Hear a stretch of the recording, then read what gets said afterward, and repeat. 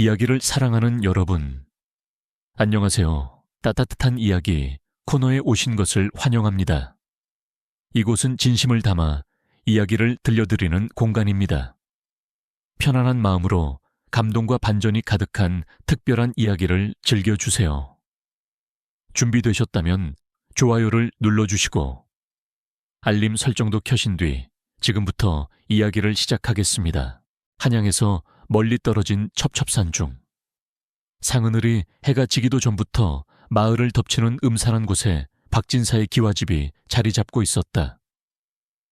겉으로 보기에는 번듯한 양반가의 저택이었으나 그 안을 채우고 있는 공기는 무겁고 차가웠다.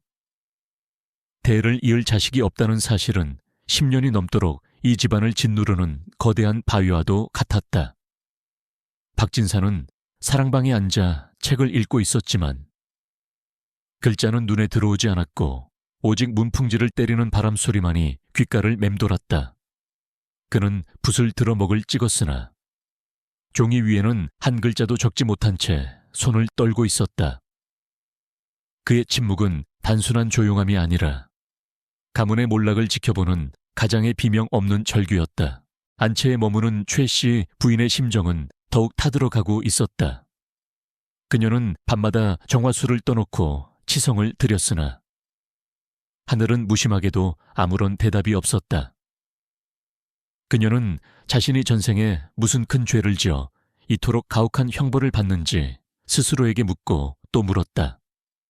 하인들이 수근거리는 소리가 담장을 넘어 들려올 때마다 그녀의 가슴은 날카로운 비수로 난도질 당하는 듯한 고통을 느꼈다. 마을 사람들은 박진사의 집터가 흉하다느니 조상의 묘자리가 잘못되었다느니 하는 말들을 밥 먹듯이 내뱉었다. 최 씨 부인은 그런 소문을 들을 때마다 입술을 깨물며 눈물을 삼켰고 그녀의 손톱은 치마폭을 쥐어뜯어 하얗게 질려 있었다. 어느 날 밤 박진사는 깊은 고심 끝에 아내의 방을 찾았다. 촛불 하나만이 위태롭게 흔들리는 방 안에서 두 사람은 서로의 얼굴을 참아 똑바로 쳐다보지 못했다. 박진사의 목소리는 낮게 깔려 있었지만 그 안에 담긴 결의는 단호했다. 그는 마을 뒷산 깊은 곳에 있는 사람들이 가기를 꺼려하는 오래된 성황당에 가서 기도를 올리자고 제안했다. 그곳은 영험하지만 기운이 너무 세어 잘 모시지 않으면 화를 입는다는 소문이 도는 곳이었다. 평소 유교적 도리를 중시하던 그가 무속에 의지하려 한다는 것은 그만큼 그의 절박함이 벼랑 끝에 몰려있다는 증거였다. 최 씨 부인은 남편의 말에 놀라 고개를 들었으나 그의 눈빛에서 거절할 수 없는 슬픔을 읽고 말없이 고개를 끄덕였다. 그들이 산을 오르기로 한 날은 달빛조차 구름에 가려져 칠흑 같은 어둠이 깔린 밤이었다. 차가운 겨울바람이 살을 애는 듯했지만 두 사람의 발걸음은 멈추지 않았다. 산길은 험했고 짐승의 울음소리가 숲속에서 들려와 공포를 자아냈다. 그러나 자식을 얻고자 하는 욕망은 두려움보다 훨씬 더 강렬했다. 박진사는 앞장서서 등불을 들었고 최 씨 부인은 그 뒤를 따르며 숨을 헐떡였다. 그들의 그림자는 숲속의 나무들에 비쳐 기괴하게 일렁거렸고 마치 산신령이 그들을 지켜보고 있는 듯한 오싹한 기운이 감돌았다. 그들은 서로 아무 말도 하지 않았지만 잡은 손에서 전해지는 떨림만으로도 서로의 공포와 간절함을 느낄 수 있었다. 마침내 도착한 성황당은 생각보다 훨씬 더 낡고 을씨년스러운 모습이었다. 다 쓰러져가는 당집 앞에는 누가 놓아두었는지 모를 썩은 과일과 색바랜 천들이 널려 있었다. 박진사는 마른 침을 삼키며 제단 앞에 섰고 최 씨 부인은 떨리는 손으로 준비해온 재물을 차려놓았다. 그들은 무릎을 꿇고 머리를 조아리며 하늘을 향해 빌기 시작했다. 부디 저희에게 핏줄을 허락해 주소서. 만약 아이를 주신다면 그 아이가 어떤 운명을 타고나더라도 저희가 감당하겠나이다. 그들의 기도는 울음 섞인 절규가 되어 산속으로 퍼져나갔다. 그때 갑자기 거센 돌풍이 불어와 촛불을 꺼뜨렸고 캄캄한 어둠 속에서 기이한 새소리가 들려왔다. 그것은 축복의 징조인지 아니면 재앙의 서막인지 알 수 없는 불길한 울림이었다. 오늘 들려드릴 이야기는 순수한 창작물로 오직 오락과 감상을 위한 내용이며 실제 인물이나 사건과는 전혀 관련이 없음을 알려드립니다. 성황당에서의 기도가 있은 지 달포가 지나자 최 씨 부인의 몸에 태기가 돌기 시작했다. 그것은 10년 만에 찾아온 기적이었으나 집안의 공기는 기쁨으로 들썩이기보다는 묘한 긴장감으로 팽팽하게 당겨졌다. 박진사는 아내의 배가 불러올수록 남몰래 한숨을 쉬는 날이 늘어났다. 그날 밤 성황당에서 들었던 기이한 새소리와 꺼진 촛불의 잔상이 뇌리에서 떠나지 않았기 때문이었다. 하인들조차 주인마님의 임신 소식에 섣불리 축하의 말을 건네지 못하고 서로 눈치만 살피며 발소리를 죽여 걸어 다녔다. 계절이 2번 바뀌고 마침내 해산달이 다가왔을 때 박진사의 집 위로 들이운 구름은 여느 때보다 무겁고 짙어 보였다. 해산이 시작된 날 밤 하늘은 금방이라도 비를 쏟아부을 듯 으르렁거렸으나 정작 비는 내리지 않았다. 습기를 가득 머금은 바람만이 마당의 흙먼지를 일으키며 문창호를 덜컹거리게 만들었다.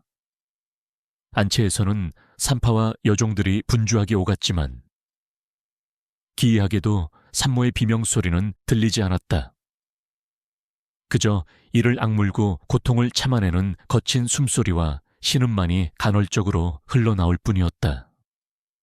사랑방에 앉아있던 박진사는 타 들어가는 속을 진정시키려 냉수를 들이켰지만 목구멍에 걸린 불안감은 씻겨 내려가지 않았다. 그는 책을 덮고 일어나 마루를 서성거렸다. 시간이 영겁처럼 느껴지는 순간들이었다. 새벽녘이 되어서야 안채의 문이 열리고 산파가 모습을 드러냈다. 그러나 아이를 받아낸 산파의 얼굴은 희열이 아닌 당혹감으로 하얗게 질려 있었다. 그녀는 박진색에 다가와 고개를 조아렸으나 입술이 떨려 말을 제대로 잇지 못했다. 나으리, 아기씨가 태어나셨습니다만. 그녀의 망설임은 박진사의 심장을 덜컥 내려앉게 만들었다. 그는 산파의 말을 끝까지 듣지도 않고 안채로 뛰어 들어갔다. 방 안에는 피비린내와 함께 서늘한 침묵이 감돌고 있었다. 초의 시부인은 탈진하여 누워 있었고 강보에 쌓인 갓난아기는 윗목에 뉘어 있었다. 세상에 갓 나온 아이는 응당 우렁찬 울음소리로 자신의 존재를 알려야 했다. 그것이 생명의 증거이자 부모에게 주는 첫 번째 안도감이었다. 하지만 이 아이는 울지 않았다. 숨이 끊어진 것은 아니었다. 작고 가냘픈 가슴이 규칙적으로 오르내리고 있었으니 분명 살아있는 생명이었다. 박진사가 떨리는 손으로 강보를 들추었을 때 그는 태어나서 처음으로 자신의 핏줄 앞에서 뒷걸음질 치고 싶은 충동을 느꼈다. 아이는 눈을 뜨고 있었다. 갓 태어난 핏덩이가 눈을 뜨는 법은 없거니와 설령 뜬다 해도 초점 없는 흐릿한 시선이어야 마땅했다. 그러나 아이의 눈은 달랐다. 칠흑 같은 어둠을 담은 검은 눈동자가 또렷하게 박진사를 응시하고 있었다. 그 눈빛은 갓난아이의 천진난만함과는 거리가 멀었다. 마치 천년을 살아온 노인이 세상을 내려다보는 듯한 혹은 인간의 내면 깊숙한 곳에 숨겨진 추악함을 꿰뚫어 보는 듯한 깊고 차가운 눈이었다. 박진사는 그 시선을 마주하는 순간 등골을 타고 오르는 소름을 느꼈다. 아이는 아버지를 보고 반가워하거나 낯설어하는 기색 없이 그저 무표정한 얼굴로 그를 관찰하고 있었다. 그것은 축복이라기보다는 심판에 가까운 시선이었다. 최 씨 부인이 간신히 몸을 일으켜 아이를 안아들었다. 여보, 우리 아이입니다. 이 눈을 보세요. 이토록 총명해 보이는 눈을 가진 아이가 어디 있겠습니까? 그녀의 목소리는 떨리고 있었지만 그 안에는 아이의 기이함을 부정하고픈 필사적인 모정이 담겨 있었다. 그녀는 아이의 뺨에 자신의 얼굴을 비비며 눈물을 흘렸다. 하지만 그녀 역시 알고 있었다. 품에 안긴 아이의 천이 다른 아이들보다 서늘하다는 것을, 그리고 아이가 자신의 따뜻한 품속에서도 전혀 안정을 찾거나 어리광을 부리지 않고 그저 허공의 한 지점을 뚫어지게 응시하고 있다는 사실을 말이다. 날이 밝자 아이에게 젖을 물리기 위해 마을에서 저점이가 불려왔다. 그녀는 아이를 넷이나 키워낸 경험 많은 아낙네였기에 박진사 부부는 그녀에게 아이를 맡기며 한시름 놓으려 했다. 저점이는 넉살 좋게 웃으며 방으로 들어갔고 최 씨 부인은 지친 몸을 뉘었다. 그러나 잠시 후 안방에서 저점이의 찢어지는 듯한 비명소리가 터져 나왔다. 박진사가 놀라 뛰어 들어가 보니 저점이는 사색이 되어 구석에 주저앉아 있었고 아이는 요 위에 덩그러니 누워 천장을 바라보고 있었다. 저점이는 옷매무새를 고칠 생각도 하지 못한 채 벌벌 떨며 아이를 손가락질했다. 나으리, 저것은 사람이 아닙니다. 사람의 새끼가 저런 눈을 가질 수는 없습니다. 저점이의 외침에 박진사는 호통을 쳤다. 무엄하다 감히 누구 안전이라고 함부로 입을 놀리느냐. 그러나 저점이는 공포에 질려 이성을 잃은 상태였다. 젖을 물리려는데 아이가 제 속을 다 들여다보는 것 같았습니다. 제가 며칠 전 시어머니 밥에 몰래 침을 뱉은 것까지 다 알고 있다는 듯이 저를 비웃으며 쳐다보았단 말입니다. 그녀는 미친 사람처럼 횡설수설하다가 도망치듯 방을 빠져나갔다. 박진사는 그녀를 잡을 수 없었다. 그녀의 공포가 거짓이 아님을 그 역시 본능적으로 느끼고 있었기 때문이다. 그날 이후로 박진사의 집에는 저점이가 들어오지 않았다. 억지로 돈을 주어 데려와도 반나절을 버티지 못하고 도망치기 일쑤였다. 결국 초애 씨 부인이 직접 미음을 쑤어 아이를 먹여야 했다. 아이의 이름은 명인 밍렌이라지었다. 밝은 사람이 되라는 뜻이었으나 박진사는 그 이름을 지을 때 붓을 쥔 손에 힘이 들어가지 않았다. 아이의 눈은 세상의 밝음보다는 어둠을 더 많이 담고 있는 듯했기 때문이다. 명인은 배가 고파도 울지 않았고 기저귀가 젖어도 칭얼거리지 않았다. 그저 누워서 닫힌 문틈 사이로 들어오는 빛의 조각이나 방구석에 들이운 그림자를 하염없이 바라볼 뿐이었다. 밤이 되면 공포는 더욱 짙어졌다. 박진사는 자다가 문득 잠에서 깨어 아이가 있는 쪽을 바라보곤 했다. 칠흑 같은 어둠 속에서도 아이의 두 눈은 반짝이며 깨어 있었다. 아이는 잠을 자지 않는 것 같았다. 아니, 잠들 필요가 없는 존재처럼 보였다. 박진사는 아이가 혹시라도 어둠 속에 숨어있는 귀신들과 대화를 나누고 있는 것은 아닌지 의심스러웠다. 자신이 낳은 자식을 보며 귀신을 떠올리는 아비의 심정은 참담하기 그지없었다. 그는 머리를 감싸 쥐고 괴로워했다. 성황당에서 했던 약속, 어떤 운명이라도 감당하겠다던 그 맹세가 이토록 무거운 족쇄가 되어 돌아올 줄은 몰랐던 것이다. 최 씨 부인은 남편의 고뇌를 알면서도 모른 척했다. 그녀는 아이의 기이함을 비범함으로 포장하려 애썼다. 우리 명인이는 커서 큰 인물이 될 겁니다. 보통 아이들과는 다르니까요. 그녀는 아이를 품에 안고 자장가를 불렀다. 하지만 그녀의 자장가는 아이를 재우기 위한 것이 아니라 공포에 떨고 있는 자기 자신을 위로하기 위한 노래였다. 아이는 어머니의 품 안에서도 여전히 눈을 뜨고 있었다. 그 작은 눈동자는 어머니의 가식적인 희망과 마음속 깊은 곳의 절망이 고스란히 비치고 있었다. 아이는 이미 알고 있었다. 자신이 환영받지 못하는 존재라는 것을. 그리고 이 집안의 드리운 불행의 그림자가 자신으로부터 시작되었다는 것을. 시간이 흘러 100일 잔치가 다가왔지만 집안 분위기는 초상집과 다를 바 없었다. 잔치를 준비하는 하인들의 손길은 느렸고 표정은 어두웠다.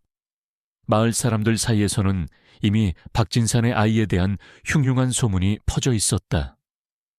눈을 뜨고 태어난 아이가 있다더라. 저점이가 아이 눈을 보고 미쳐서 도망갔다더라 하는 이야기들이 살을 붙여 떠돌았다.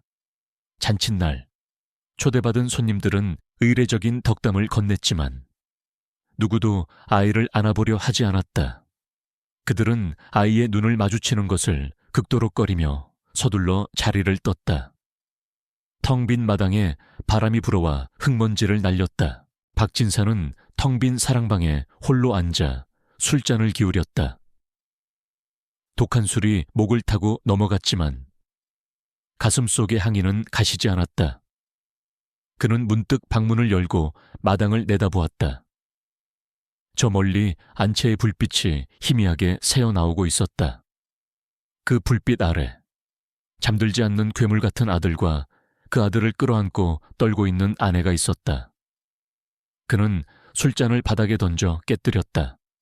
파편이 사방으로 튀었다. 그것은 박진사의 무너져가는 마음이자 앞으로 이 집안에 닥쳐올 파란의 예고였다. 그는 엎드려 소리 없이 오열했다. 자신이 불러온 재앙 앞에서 인간이 할 수 있는 일은 오직 절망뿐이었다. 그 시각 명희는 요람에 누워 천장을 기어가는 거미를 보고 있었다. 거미는 거미줄을 치고 먹이를 기다리고 있었다. 명인의 눈에는 거미줄에 걸려 파닥거리는 나방의 모습이 비쳤다. 그것은 단순한 곤충의 죽음이 아니었다. 명인은 그 작은 죽음 너머에서 앞으로 이 집안을 올가맬 거대한 운명의 거미줄을 보고 있었다. 아이는 작은 입술을 달싹였으나 소리는 나오지 않았다. 아직은 말할 때가 아니었다. 하지만 그 침묵 속에서 아이의 눈동자는 더욱 깊고 검게 변해갔다. 세상의 모든 슬픔과 고통을 미리 맛본 자의 눈빛이었다. 명인이 3살이 되던 해 박진사의 집 마당에는 정막만이 흐르고 있었다. 아이는 이제 제 발로 걸을 수 있었으나 또래 아이들처럼 마당을 뛰어다니거나 흙장난을 치는 법이 없었다. 그는 하루 종일 대청마루 끝에 앉아 마당 한 구석을 응시하거나 처마 밑에 집을 짓는 제비를 하염없이 바라볼 뿐이었다. 그 뒷모습은 고사리 같은 손을 가진 어린아이가 아니라 생의 모든 풍파를 겪은 노인의 그것처럼 쓸쓸하고 고독해 보였다. 하인들은 어린 주인을 피했다. 아이 곁을 지날 때면 이유 없는 한기를 느꼈고 우연히 그 깊은 눈과 마주치기라도 하면 며칠 동안 가위에 눌리곤 했다. 최 씨 부인은 그런 아들을 볼 때마다 가슴이 미어지는 듯했다. 그녀는 색동옷을 입히고 비단으로 만든 장난감을 쥐어주며 아이의 관심을 돌리려 애썼다. 명인아, 이것 좀 볼렴. 예쁜 바람개비란다. 어머니가 바람개비를 돌리며 웃어 보이면 명인은 그저 무표정한 얼굴로 돌아가는 날개를 바라볼 뿐이었다. 아이의 시선은 바람개비가 아니라 그 바람을 일으키는 보이지 않는 기운을 쫓는 듯했다. 어머니의 노력은 번번이 허공으로 흩어졌고 결국 그녀는 돌아서서 몰래 눈물을 훔쳐야 했다. 내 배 아파 낳은 자식이지만 도무지 닿을 수 없는 먼 곳에 있는 존재처럼 느껴지는 거리감은 그녀를 절망케 했다.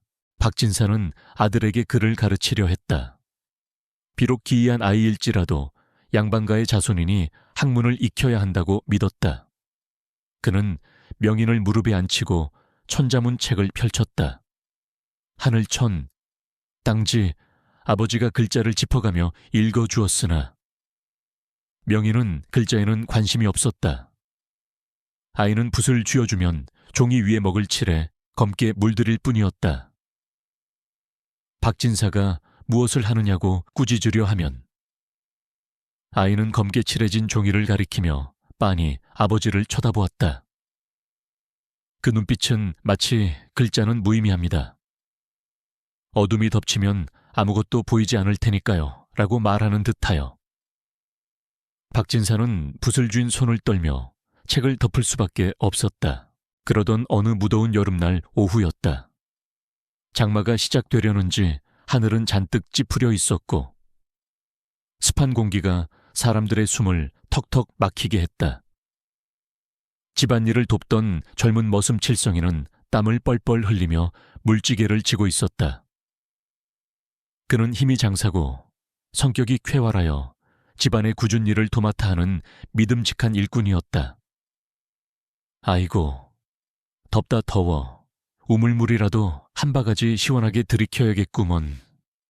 칠성이는 수건으로 목을 닦으며 우물가로 향하려 했다. 그때 대청마루에 앉아있던 명인이 자리에서 일어났다. 3살이 되도록 엄마, 아빠 소리 한번 하지 않아 벙거리인 줄 알았던 아이였다. 가지마. 그것은 아이의 입에서 나온 첫마디였다.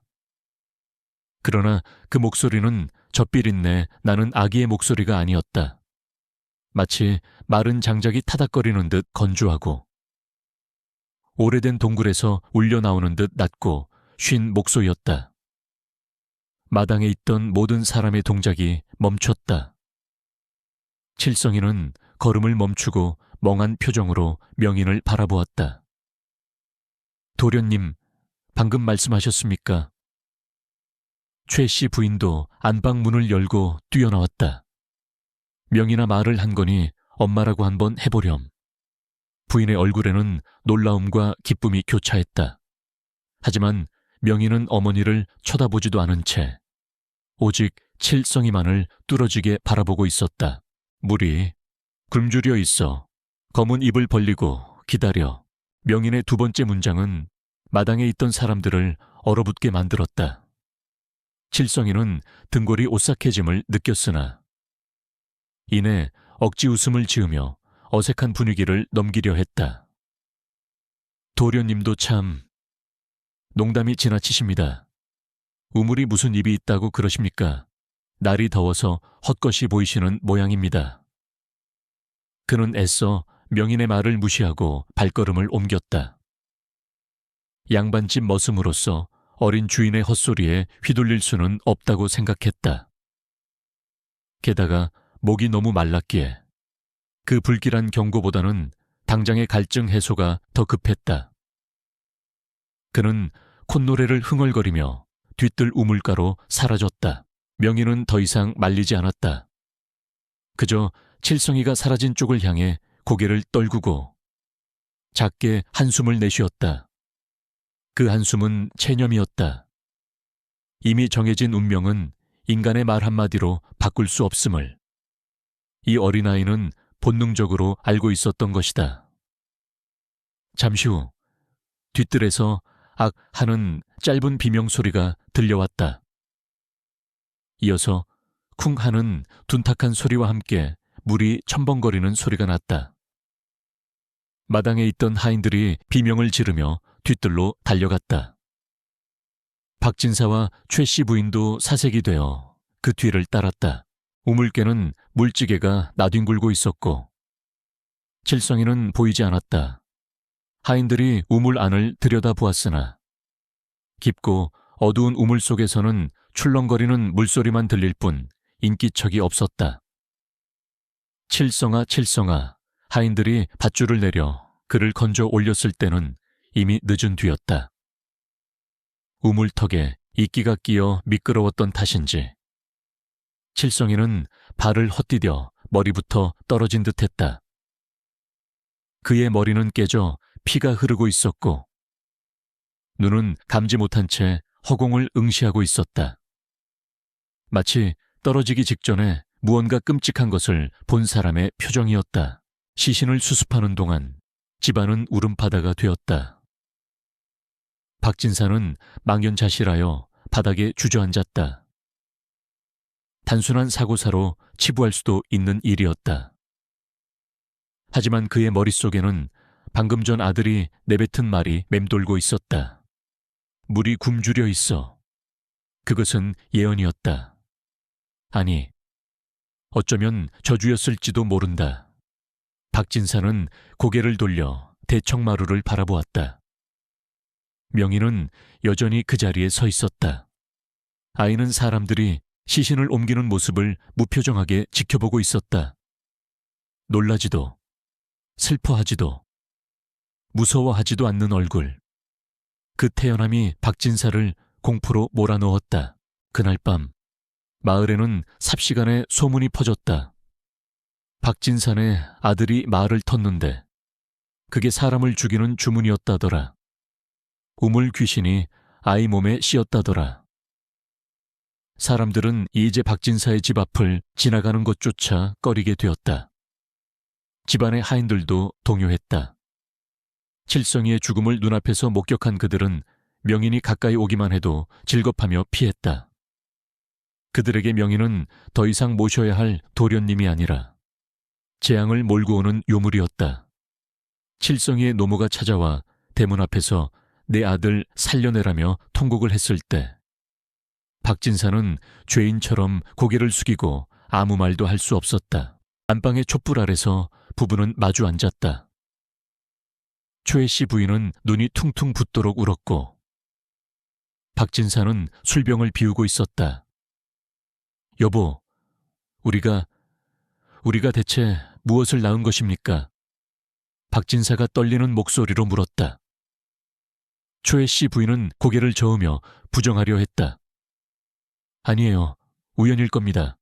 아이가 그냥 헛소리를 했는데 마침 사고가 났을 뿐이에요. 그러나 그녀의 목소리에도 확신은 없었다. 그녀 역시 아이의 눈을 보았다. 그 눈 속에 담겨있던 확신과 체념을 보았다. 그것은 우연이라고 하기에는 너무나 정확하고 차가운 직시였다. 박진사는 비틀거리는 걸음으로 아들의 방으로 갔다. 문을 열자 명희는 잠들지 않고 앉아 있었다. 작은 등잔불이 아이의 그림자를 벽에 길게 들이우고 있었다. 명희나, 아버지가 불렀다. 아이가 고개를 돌려 아버지를 보았다. 네가 칠성이가 죽을 것을 알았더냐? 박진사의 질문은 떨리고 있었다. 명희는 잠시 침묵하더니 고개를 끄덕였다. 보였습니다. 그의 뒤에 선 검은 그림자가. 아이의 대답은 담담했다. 박진사는 다리에 힘이 풀려 문지방을 잡았다. 그렇다면 왜 더 강하게 말리지 않았느냐? 네가 막을 수도 있지 않았느냐? 명희는 아버지의 눈을 똑바로 쳐다보며 말했다. 말해도 듣지 않습니다. 사람은 자기가 보고 싶은 것만 보고 듣고 싶은 것만 듣습니다. 운명은 제 혀끝에 있는 것이 아니라 그들의 발끝에 있습니다. 새살백이 아이의 입에서 나올 수 있는 말이 아니었다. 박진사는 전율했다. 내 아들의 몸속에 깃든 것은 무엇인가 도인인가? 악귀인가? 그는 뒷걸음질 치며 방을 나왔다. 아들의 방문을 닫는 손이 덜덜 떨렸다. 그 문은 단순히 방을 격리하는 것이 아니라 인간의 세계와 알 수 없는 이계, 이치애를 나누는 경계선처럼 느껴졌다. 방 안에 홀로 남겨진 명희는 자신의 손바닥을 내려다보았다. 손바닥에 주름들이 얽히고 설켜 있었다. 아이의 눈에는 그 주름들이 사람들의 인생길로 보였다. 끊어지고, 이어지고, 꼬여있는 길들. 칠성이의 길은 우물가에서 뚝 끊겨 있었다. 명희는 눈을 감았다. 눈을 감아도 세상의 비명소리와 탄식소리가 들려왔다. 아버지가 느끼는 공포, 어머니가 느끼는 슬픔, 하인들이 느끼는 적개심이 검은 안개처럼 아이의 주위를 감쌌다. 명희는 무릎을 끌어안고 웅크렸다. 세상은 너무 시끄러웠고 자신은 너무나 외로웠다. 이것이 그가 감당해야 할 천명티안밍의 시작이었다. 세월은 무심하게 흘러 명희는 어느덧 10살 소년이 되었다. 아이는 또래보다 키가 크고 이목구비가 수려했으나 그 얼굴에는 늘 서리빨 같은 냉기가 감돌았다. 마을 아이들은 명인을 귀신 들린 아이라 부르며 피해 다녔고 어른들조차 길에서 그를 마주치면 재수엄 붙는다며 침을 뱉고 돌아갔다. 박진사의 집 담장은 해가 갈수록 높아지는 듯했다. 그것은 실제로 벽돌을 쌓아 올린 것이 아니라 세상의 편견과 공포가 만들어낸 보이지 않는 장벽이었다. 명희는 그 높은 담장 안에 갇혀 책을 읽거나 마당의 풀포기를 들여다보는 것으로 하루를 보냈다. 서당에도 갈 수 없었다. 훈장조차 명인의 눈을 마주하기 두려워 입학을 거절했기 때문이다. 어느 가을날 마을 어귀장터가 소란스러워졌다. 추수를 앞두고 인심이 넉넉해야 할 시기였으나 마을의 부자인 방앗간 최 서방네 집에 도둑이 들었다는 소식이 전해지면서 분위기가 흉흉해졌다. 초의 서방이 평생 모은 엽전 꾸러미가 감쪽같이 사라진 것이다. 초의 서방은 길길이 날뛰며 범인을 잡겠다고 고래고래 소리를 질렀고 마을 장정들은 몽둥이를 들고 범인 색출에 나섰다. 마침 마을을 지나가던 행색이 남루한 보찜 장수 하나가 의심을 받아 붙잡혔다. 내 놈이 훔친 것이지 바른 대로 되지 못할까. 사람들은 보찜 장수를 멍석에 말아놓고 무자비하게 매질을 시작했다. 보찜 장수는 억울합니다. 저는 그저 물 한 모금 얻어 마시러 왔을 뿐입니다. 라며 피를 토하고 울부짖었으나 성난 군중의 귀에는 들리지 않았다. 사람들은 누군가에게 분풀이를 하고 싶었고 연고 없는 타지인은 가장 좋은 희생양이었다. 박진사는 집 밖의 소란에 눈살을 찌푸렸으나 관여하고 싶지 않아 대문을 걸어 잠그려 했다. 그때 명인이 방에서 나왔다. 소녀는 평소와 다름없는 무표정한 얼굴로 대문을 향해 걸어갔다. 명인아, 나가면 안 된다. 박진사가 불렀으나 명인은 들은 채도 하지 않고 대문을 열었다. 장터 한복판은 아수라장이었다. 사람들의 광기 어린 눈빛과 보찜 장수의 비명소리가 뒤섞여 지옥도를 방불케 했다. 명인이 나타나자 군중들 사이로 기이한 침묵이 퍼져나갔다. 사람들은 몽둥이질을 멈추고 주춤주춤 뒤로 물러섰다. 소년이 걸어오는 길은 마치 모세의 기적처럼 갈라졌다. 명인은 피투성이가 된 보찜 장수 앞을 지나쳐 군중 속에 섞여 있던 한 사내 앞에 멈춰 섰다. 그는 최서방의 조카이자 평소 마을에서 효자라고 칭송받던 청년이었다. 그 돈, 당신의 집 부엌 아궁이 및 항아리에 들어있지 않습니까? 명인의 목소리는 크지 않았으나 찬물을 끼얹은 듯 장터를 얼어붙게 만들었다. 청년의 얼굴이 순식간에 사색이 되었다. 이 미친놈이 무슨 헛소리를 하는 거야. 내가 우리 숙부님 돈을 훔쳤을 리가 있느냐. 청년은 펄쩍 뛰며 부인했지만 그의 눈동자는 심하게 흔들리고 있었다. 명인은 눈 하나 깜짝하지 않고 그를 응시했다. 당신 손에 묻은 검은 기운이 보입니다. 노름빛 때문에 어쩔 수 없었겠지요. 하지만 죄 없는 사람의 피로 당신의 죄를 덮을 수는 없습니다. 최서방은 조카를 의심하고 싶지 않았으나 명인의 말이 너무나 구체적이라 확인하지 않을 수 없었다. 몇몇 장정들이 청년의 집으로 달려갔고 잠시 후 그들은 엽전 꾸러미를 들고 돌아왔다. 명인의 말대로였다. 아궁이 밑 자해 속에 숨겨져 있던 돈이었다.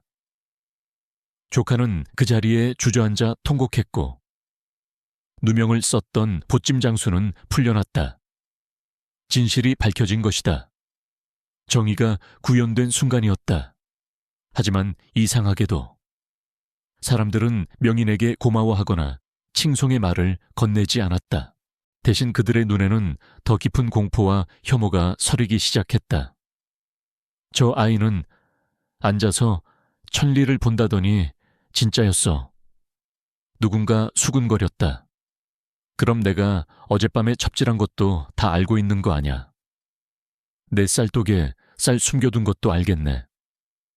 사람이 아니야. 괴물이야. 우리 속을 훤히 들여다보고 있어. 사람들은 자신들의 비밀이 발가벗겨진 듯한 수치심과 두려움을 느꼈다. 진실을 밝혀준 구원자가 아니라 자신들의 치부를 엿보는 감시자로 명인을 인식한 것이다. 그날 밤부터 박진사의 집을 향한 테러가 시작되었다. 어둠을 틈타 누군가 대문에 오물을 뿌렸고 지붕 위로 돌멩이가 날아들었다. 마귀 새끼는 물러가라. 재수 없는 집구석, 당장 마을을 떠나라. 사람들의 고함 소리가 밤새도록 이어졌다. 어제까지만 해도 이웃이라 불리던 사람들이었다. 박진사는 마루에 앉아 날아드는 돌멩이 소리를 들으며 절망했다. 아들이 옳은 일을 했음에도 불구하고 세상은 그 올바름을 용서하지 않았다.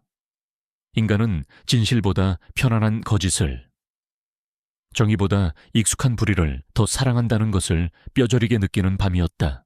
최 씨 부인은 명인을 끌어안고 이불 속에서 떨었다. 명인아, 제발 아무것도 보지 말고 아무 말도 하지 말아라. 네가 입을 열 때마다 엄마는 심장이 멈출 것 같구나. 어머니의 눈물 젖은 호소에 명인은 가만히 고개를 끄덕였다. 소녀는 어머니의 품에 안겨 있었지만 그의 눈은 여전히 벽 너머의 세상을 보고 있었다. 돌을 던지는 사람들의 마음속에 또아리를 틀고 있는 시기심, 공포, 그리고 자기 합리화의 추악한 형상들이 보였다. 명인은 알 수 있었다. 사람들이 자신을 미워하는 진짜 이유는 그가 다르기 때문만이 아니었다. 그가 그들의 위선을 깨뜨리는 존재이기 때문이었다. 사람들은 가면을 쓰고 살아간다. 착한 척, 정직한 척, 용감한 척. 하지만 명인의 눈앞에서 그 가면은 아무런 소용이 없었다. 그는 가면 뒤에 맨얼굴을 보았고 사람들은 자신의 맨얼굴이 들켰다는 사실을 견딜 수 없어 했다. 그래서 그들은 명인을 괴물로 몰아붙여 자신들의 추악함을 정당화하려 했다. 저 아이가 이상한 거야. 우리가 나쁜 게 아니야. 그것이 그들의 방어 기제였다. 박진사는 다음날 아침 일찍 대문 밖을 나섰다. 담벼락은 오물로 얼룩져 있었고 대문 앞에는 죽은 쥐가 던져져 있었다. 그는 묵묵히 물동이를 가져와 오물을 씻어냈다. 지나가던 마을 사람들은 그를 보고도 모른 척하거나 노골적으로 혀를 차며 지나갔다. 예전에 존경받던 선비 박진사는 이제 없었다. 그저 괴물 아비만이 있을 뿐이었다.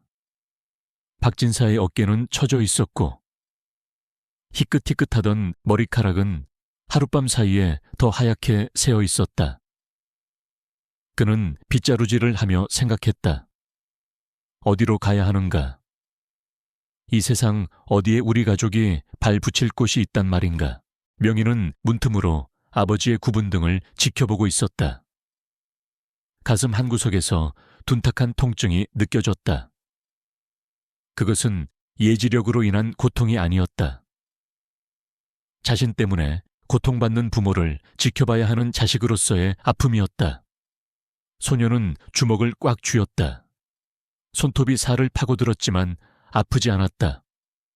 차라리 눈을 뽑아버리고 싶었다. 아무것도 보이지 않는다면 세상도 나를 평범하게 봐줄까. 하지만 감은 눈꺼풀 안쪽에서도 세상은 여전히 선명하게 보였다. 피할 수 없는 저주. 그것이 그가 타고난 천형 티안싱이었다. 마을 사람들의 적대감은 식을 줄을 몰랐다.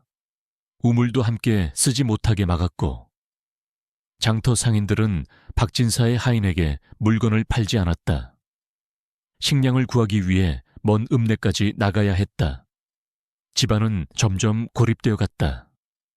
섬이 아닌 섬이 되어버린 집. 그 안에서 세 사람은 말라가는 화초처럼 시들어갔다. 명희는 더 이상 마당에도 나오지 않고 방 안에만 틀어박혔다. 햇빛조차 죄스러운 듯 어둠 속에 몸을 숨기고 숨만 쉬었다. 그러던 어느 날 한양에서 내려온 신임 형암이 부임했다는 소식이 들려왔다. 그는 야망이 크고 능력이 뛰어나지만 수단과 방법을 가리지 않는 냉혹한 인물이라는 소문이 파다했다. 형암은 부임하자마자 마을의 기이한 소문에 관심을 가졌다. 앉아서 천리를 보는 아이가 있다고 그 재주가 참으로 기특하구나. 형암의 호기심은 순수한 관심이 아니었다. 그것은 진귀한 구경거리를 찾은 권력자의 탐욕스러운 눈빛이었다. 박진사의 집에 관아의 포졸들이 들이닥친 것은 그로부터 며칠 지나지 않아서였다. 새로운 재앙의 시작이었다. 신임 형암 조관웅은 야심이 큰 사내였다. 그는 한양의 명문가 출신이었으나 정쟁에 휘말려 한직으로 밀려난 것에 대해 깊은 원한과 굴욕감을 품고 있었다. 그에게 이 시골 마을은 다스려야 할 영지가 아니라 하루빨리 벗어나야 할 유배지이자 감옥이었다. 그는 중앙 정계로 복귀하기 위해 수단과 방법을 가리지 않았다. 뇌물을 바치기 위해 백성들을 쥐어짜는 것은 예사였고, 조정 고관들의 눈에 들 만한 진귀한 물건이나 정보를 수집하는 데 혈안이 되어 있었다. 그런 그에게 앉아서 천리를 보고 사람의 속을 꿰뚫어 보는 아이에 대한 소문은 단순한 괴담이 아니라 하늘이 내려준 기회로 들렸다. 귀신 들린 아이라 백성들은 두려워하지만 내게는 아주 쓸모있는 도구가 될 수도 있겠구나. 조관웅은 관아의 집무실에 앉아 차가운 미소를 지었다. 그는 즉시 이방을 불러 박진사에 대한 모든 정보를 캐내도록 지시했다. 몰락해가는 양반, 마을에서 고립된 처지, 그리고 기이한 아들, 모든 조건이 그가 다루기에 안성맞춤이었다. 힘없는 자는 짓밟기 쉽고 고립된 자는 손을 내밀면 쉽게 복종하는 법이다. 조관웅은 부채를 접으며 자리에서 일어났다. 내 직접 그 신통한 물건을 확인해 보아야겠다. 다음 날 박진사의 집 앞은 관에서 나온 포졸들로 둘러싸였다. 조관웅은 화려한 가마를 타고 위풍당당하게 등장했다. 마을 사람들은 담장 너머로 숨죽여 그 광경을 지켜보았다. 그들은 형암이 그 괴물을 처단하러 온 것이라 믿고 싶어 했다. 박진사는 하얗게 질린 얼굴로 대문까지 나와 형암을 맞이했다. 누추한 곳에 사또께서 어인일로 왕림하셨습니까? 박진사의 목소리는 떨리고 있었지만 최대한 예를 갖추려 애썼다. 조관웅은 거만한 태도로 박진사를 내려다보며 말했다. 네, 이 집에 귀한 보물이 숨겨져 있다 하여 구경하러 왔네.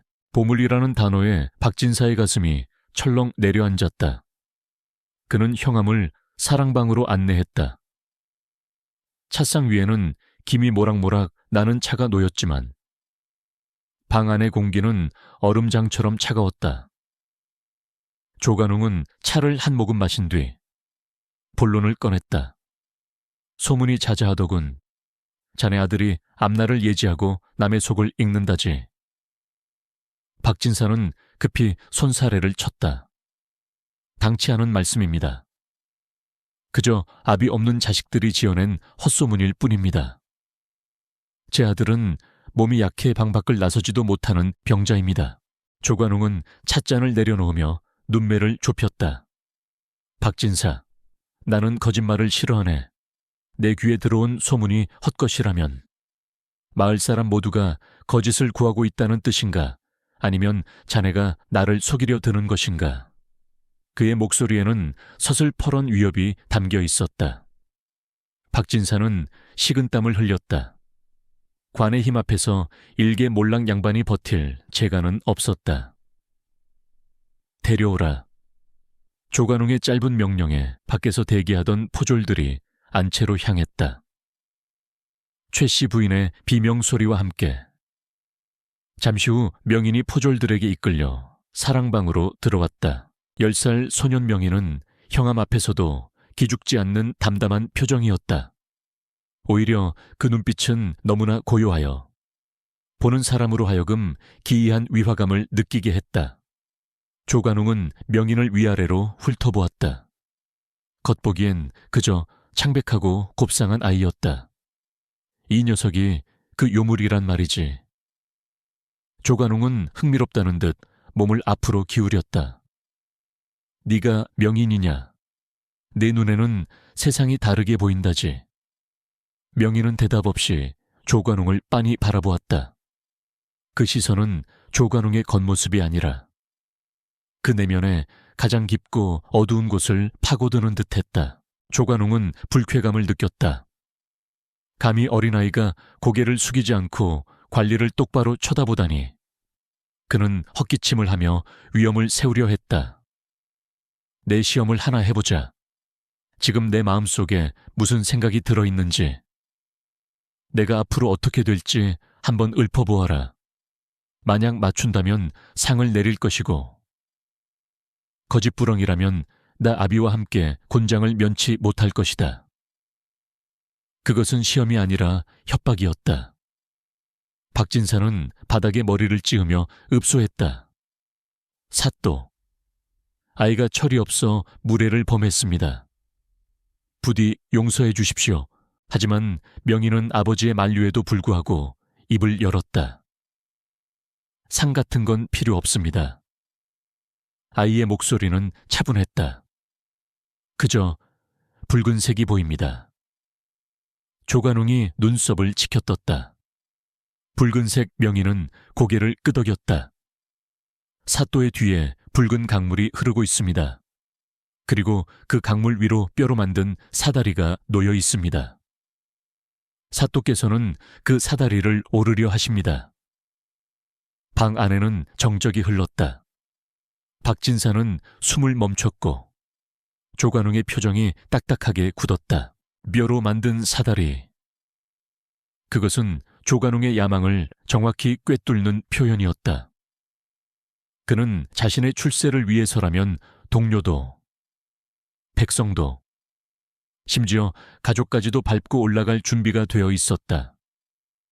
실제로 그는 한양에 있을 때 경쟁자를 제거하기 위해 억울한 누명을 씌워 죽게 만든 적이 있었다. 그 피 묻은 과거와 야욕을 이 어린아이가 단 한 번의 눈길로 읽어낸 것이다. 조관웅의 등골에 식은땀이 흘렀다. 두려움이 엄습했지만 동시에 걷잡을 수 없는 탐욕이 솟구쳤다. 진짜다. 이 아이는 진짜야. 이런 능력을 가진 아이를 손에 넣는다면 정적들의 약점을 캐내고 다가올 화를 미리 피하며 왕의 마음까지 읽을 수 있다면 조관웅의 머릿속에서 거대한 계획이 그려졌다. 그는 두려움을 감추고 호탕하게 웃어젖혔다. 하하하, 뼈로 만든 사다리라. 아주 시적인 표현이구나. 내 녀석의 재주가 보통이 아님을 내 알겠다. 그는 자리에서 일어나 명인의 어깨를 짚었다. 그의 소나귀 힘이 어찌나 센지 명인의 작은 어깨가 움찔했다. 박진사, 자네는 훌륭한 아들을 두었네. 이런 인재를 시골 구석에 썩히는 것은 나라의 손실이야. 조관웅의 말은 칭찬으로 포장되어 있었지만 그 속내는 명백했다. 아이를 내놓으라는 것이었다. 내 조만간 큰 연회를 열 것이다. 그때 이 아이를 데리고 오게. 내 한양에서 오신 귀한 손님들께 이 아이의 재주를 보여주고 싶으니. 박진사는 사색이 되어 고개를 저으려 했다. 사또. 아이는 몸이 약해 바깥 출입이 어렵습니다. 조관웅의 표정이 순식간에 차갑게 돌변했다. 그는 허리를 숙여 박진사의 귓가의 나지막이 속삭였다. 거절은 받아들이지 않네.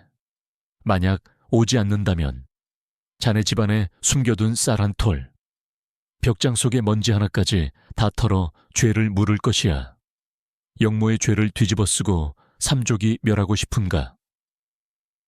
그것은 사형 선고나 다름없는 협박이었다.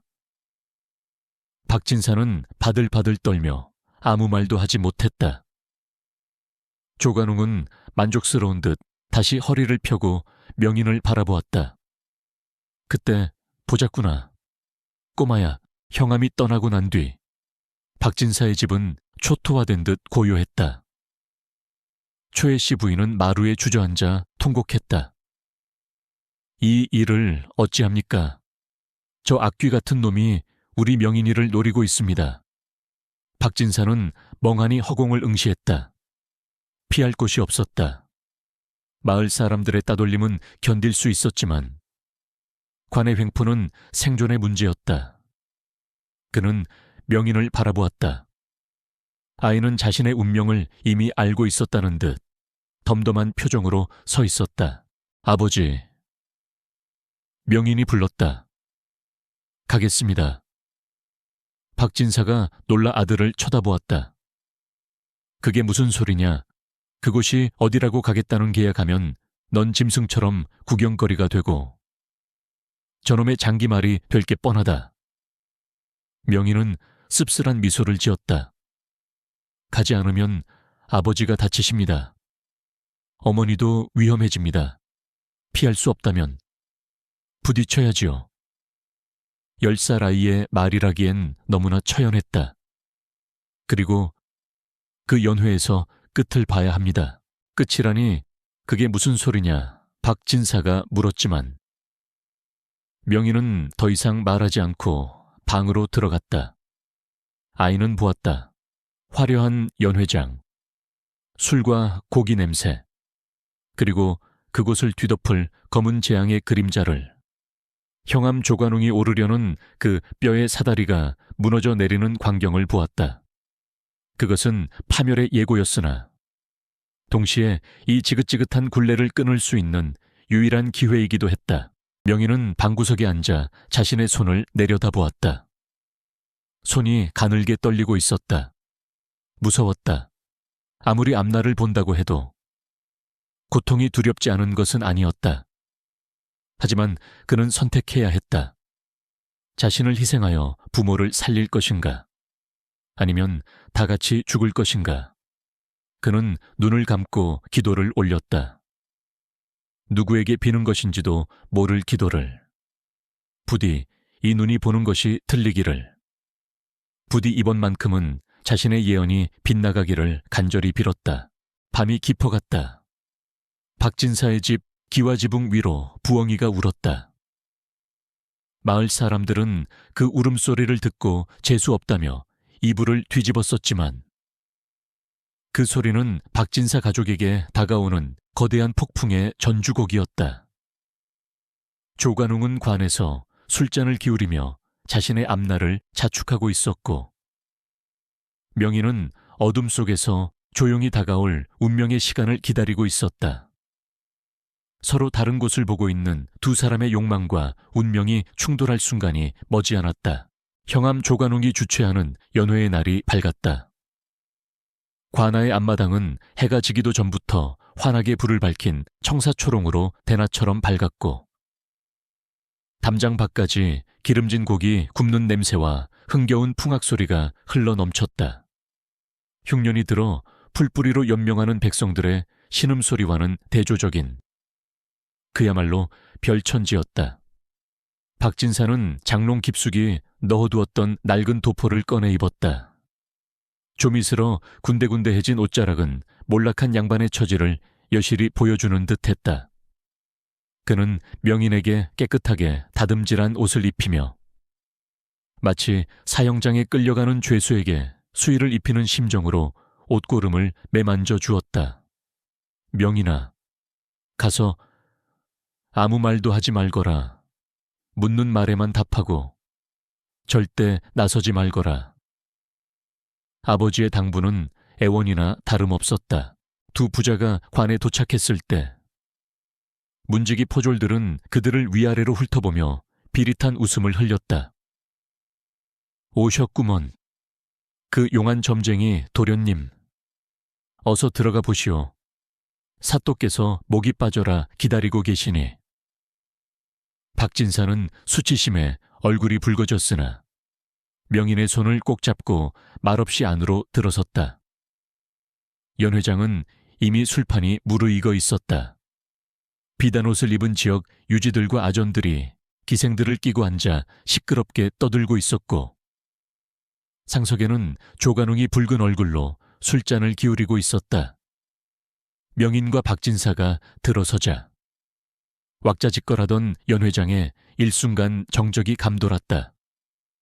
모든 시선이 그들에게 쏠렸다. 호기심, 경멸, 그리고 막연한 두려움이 뒤섞인 눈빛들이었다. 오, 드디어 왔구나. 조관웅이 술잔을 내려놓으며 호탕하게 웃었다. 이쪽으로 오게.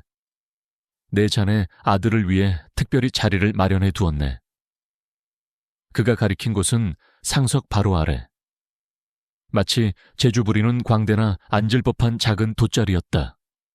박진사는 모욕감을 느꼈으나 거역할 힘이 없어 그 자리에 무릎을 꿇고 앉았다. 명인도 아버지 곁에 조용히 앉았다. 소년의 눈에는 이 화려한 연 회장이 전혀 다르게 보였다. 사람들의 얼굴에는 탐욕과 위선의 가면이 덕지덕지 붙어 있었고 그들이 마시는 술은 붉은 피처럼, 씹고 있는 고기는 썩은 살점처럼 보였다. 구역질이 날 것 같은 역겨움이 명인의 속을 뒤집어 놓았다. 조관웅은 좌중을 둘러보며 입을 열었다. 여러분, 이 아이가 바로 그 소문의 주인공입니다. 앉아서 천리를 보고 사람의 속을 꿰뚫어 본다는 신통한 아이이지요. 오늘 이 자리에서 그 재주를 한번 확인해 보고자 불렀습니다. 좌중에서 웅성거리는 소리가 들렸다. 한 배불뚝이 상인이 비아냥거리는 말투로 소리쳤다. 사또, 그런 헛소문을 믿으십니까? 어린 놈이 뭘 알겠습니까? 그저 눈치나 좀 빠른 거겠지요. 사람들은 킬킬거리며 웃었다. 조관웅은 미소를 띤 채 명인을 바라보았다. 그렇지, 그러니 증명을 해보아야지. 얘야, 이리 가까이 오너라. 명인이 자리에서 일어나 조관웅 앞으로 걸어갔다. 작은 체구였지만 그 걸음걸이에는 흔들림이 없었다. 조관웅은 탁자 위에 놓인 작은 나무 상자를 가리켰다. 이 안에 무엇이 들어있는지 맞춰보거라. 만약 맞춘다면 상을 줄 것이고 틀린다면 내 아비가 곤장을 맞게 될 것이다. 그것은 잔인한 유희였다. 박진사는 사색이 되어 바닥에 머리를 조아렸다. 사또, 아이에게 너무 가혹한 처사입니다. 부디 통촉하여 주십시오. 하지만 조관웅은 들은 채도 하지 않았다. 어서 말해보라. 명인은 상자를 쳐다보지도 않고 조관웅의 눈을 똑바로 응시하며 말했다. 상자 안에는 옥으로 만든 놀이개가 들어있습니다. 조관웅의 눈썹이 꿈틀했다. 호, 제법이구나. 그게 전부냐. 명인은 잠시 침묵하다가 덧붙였다. 그 놀이개에는 억울하게 죽은 여인의 한이 서려 있습니다. 주인을 잃고 장무라비의 손을 거쳐 사또의 손에 들어왔군요. 순간 조관웅의 표정이 딱딱하게 굳었다. 그것은 사실이었다. 그가 뇌물로 받은 물건 중 하나였고 그 출처가 떳떳하지 못함을 알고 있었다. 좌중은 술렁거리기 시작했다. 정말인가? 저 아이, 보통이 아니네. 조관웅은 당황함을 감추기 위해 억지로 큰 소리로 웃었다. 하하하, 옥노리개는 맞았으나 사연은 지어낸 이야기로구나. 아주 상상력이 풍부한 아이야. 그는 분위기를 반전시키려 옆에 앉은 귀한 손님을 가리켰다. 그는 인근 고을에서 온 부유한 지주이자 조관웅과 결탁하여 쌀 매점매석을 일삼는 김대감이었다. 그럼 우리 김대감님의 운세도 한번 보아라. 이분께서 올해 큰 이득을 보시겠느냐. 김대감은 거드름을 피우며 부채를 붙이고 있었다. 어디 한번 짓거려 보아라. 복채는 넉넉히 줄 테니. 명희는 김대감을 바라보았다. 그의 얼굴 위로 검은 그림자가 어른거리고 있었다. 그 그림자는 수많은 굶주린 백성들의 형상을 하고 있었다. 명인의 눈에는 김대감의 비단옷이 사람들의 가죽을 벗겨 만든 것처럼 보였고 그가 먹고 있는 밥알이 구더기처럼 보였다. 분노가 치밀어 올랐다. 이들은 인간이 아니었다. 인간의 탈을 쓴 악귀들이었다. 명희는 입을 굳게 다물었다. 말하지 않겠습니다. 뭐라고 조관웅의 목소리가 낮게 깔렸다. 감히 내 명령을 거역하느냐. 박진사가 다급하게 명인의 옷자락을 잡아당겼다. 명인아, 제발 아무 말이라도 좋으니 하거라. 어서. 하지만 명인은 고개를 저었다. 좋은 말은 들을 것이 없고 나쁜 말은 듣기 싫어하실 테니 입을 다물겠습니다. 그 말은 불난 집에 기름을 부은 격이었다. 김대감이 화를 내며 술잔을 던졌다. 쨍그랑 술잔이 바닥에 깨지며 파편이 튀었다. 이 건방진 놈 천한 것이 어디서 감히 양반을 능멸하느냐. 조관웅은 이제 더 이상 웃지 않았다. 그의 눈에는 살기가 등등했다. 내 놈이 정녕 죽고 싶은 게로구나. 네 아비가 피를 토하며 죽는 꼴을 봐야 정신을 차리겠느냐. 포졸들이 박진사를 끌어내려 달려들었다. 박진사는 비명을 질렀고 연 회장은 순식간에 공포 분위기로 변했다. 명희는 아버지가 끌려가는 모습을 보자 눈빛이 달라졌다. 서늘했던 눈동자의 뜨거운 불길이 일었다. 그는 한 걸음 더 앞으로 나아가 소리쳤다. 묠굿이여. 어린아이의 외침이라고는 믿기지 않을 만큼 쩌렁쩌렁한 울림이었다. 포졸들이 멈칫했다. 명희는 조관웅과 김대감을 번갈아 쳐다보며 억눌러왔던 예언을 쏟아냈다. 이득을 보시겠냐고 물으셨습니까, 네? 보실 겁니다. 곡간이 터져나갈 만큼 쌀이 쌓일 겁니다. 하지만 그 쌀은 썩어서 쥐조차 먹지 않을 것입니다. 다가오는 가을, 큰 물이 져서 강둑이 터질 때 당신들이 훔친 2개 흙 때문에 마을이 잠길 것입니다. 그때 당신들의 곡간도, 비단옷도, 그 탐욕스러운 목숨도 흙탕물 속에 처박힐 것입니다. 그것은 단순한 악담이 아니었다. 조관웅과 김대감이 공사를 빙자하여 제방의 자재를 빼돌리고 그 돈을 착복한 사실을 정확히 꼬집은 것이었다. 두 사람의 얼굴이 백지장처럼 하얗게 질렸다. 그것은 둘만이 아는 비밀이었다. 저놈이 그걸 어떻게... 김대감은 공포에 질려 뒷걸음질 치다 의자에서 넘어졌다. 좌중은 찬물을 끼얹은 듯 조용해졌다. 명인의 말은 비수가 되어 그들의 심장을 찔렀다. 제방 공사 비리가 밝혀지면 그들은 단순히 파면당하는 것이 아니라 참수형을 면치 못할 중죄였다. 조관웅은 부들부들 떨었다. 분노보다 더 큰 공포가 그를 덮쳤다. 이 아이는 너무 많은 것을 알고 있었다. 그리고 그것을 사람들 앞에서 떠벌렸다. 지금 당장 이 아이를 죽여 입을 막아야 할까 하니 그랬다간 오히려 의심을 살 것이다. 그는 머리가 빠르게 회전했다. 일단 이 상황을 모면해야 했다. 미친놈, 미친놈이다. 귀신이 쌓여도 단단히 아였구나. 조간웅은 고래고래 고함을 질렀다. 여봐라, 당장 저 미친 부자를 쫓아내라. 다시는 내 눈에 띄지 않게 하라. 그것은 추방령이자 당장의 죽음을 면하게 해주는 유예였다. 포졸들이 박진사와 명인을 짐짝처럼 들어 밖으로 내동댕이 쳤다. 흙바닥에 나뒹군 박진사는 찢어진 옷을 추스르며 아들을 감싸 안았다. 명인은 흙투성이가 된 채로 닫힌 관아의 문을 노려보았다. 문 안쪽에서는 다시 풍악 소리가 울려 퍼지기 시작했으나 예전처럼 흥겹게 들리지 않았다. 그 소리는 마치 불안을 감추기 위한 비명처럼 들렸다. 밤길을 돌아오는 두 부자의 발걸음은 무거웠다.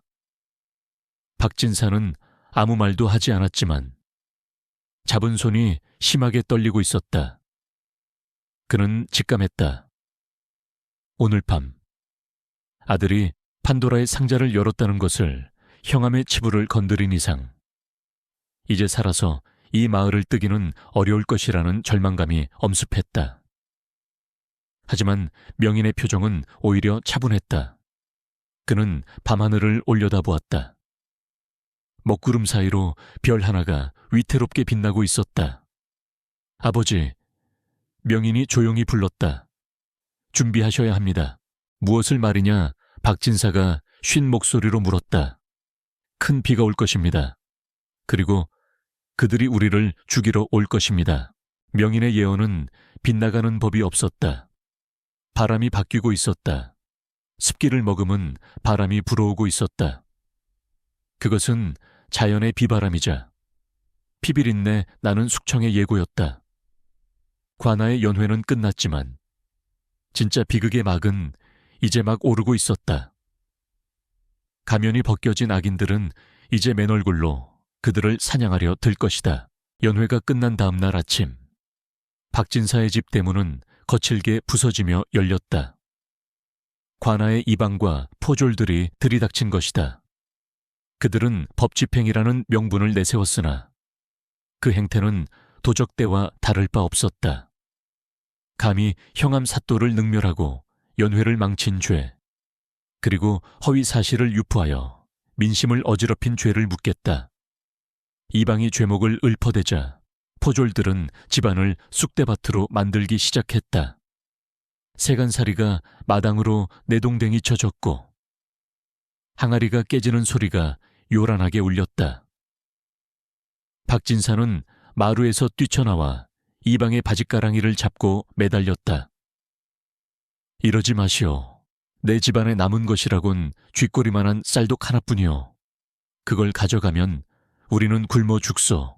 이방은 비웃음을 흘리며 박진사를 발로 걷어찼다. 굶어 죽든 얼어 죽든 그건 내 사정이지. 사또께서 자비를 베풀어 곤장을 치는 대신 벌금으로 가름해 주신 것만 해도 감지덕지해야 할 것이야. 포졸들은 쌀독은 물론이고 최 씨 부인이 시집올 때 가져온 비녀와 낡은 장롱, 심지어 박진사가 아끼던 책들까지 모조리 압수했다. 양반의 자존심이자 영혼과도 같은 서책들이 진흙바닥에 지식여지는 것을 보며 박진사는 피를 토하는 심정으로 오열했다. 그것은 단순한 재산의 상실이 아니었다. 그의 가문이, 그의 인생이 송두리째 부정당하고 짓밟히는 순간이었다. 마을 사람들은 담장 너머로 이 광경을 지켜보고 있었다. 평소 같으면 혀를 차며 동정했을지 모르나 지금 그들의 눈에는 적개심이 가득했다.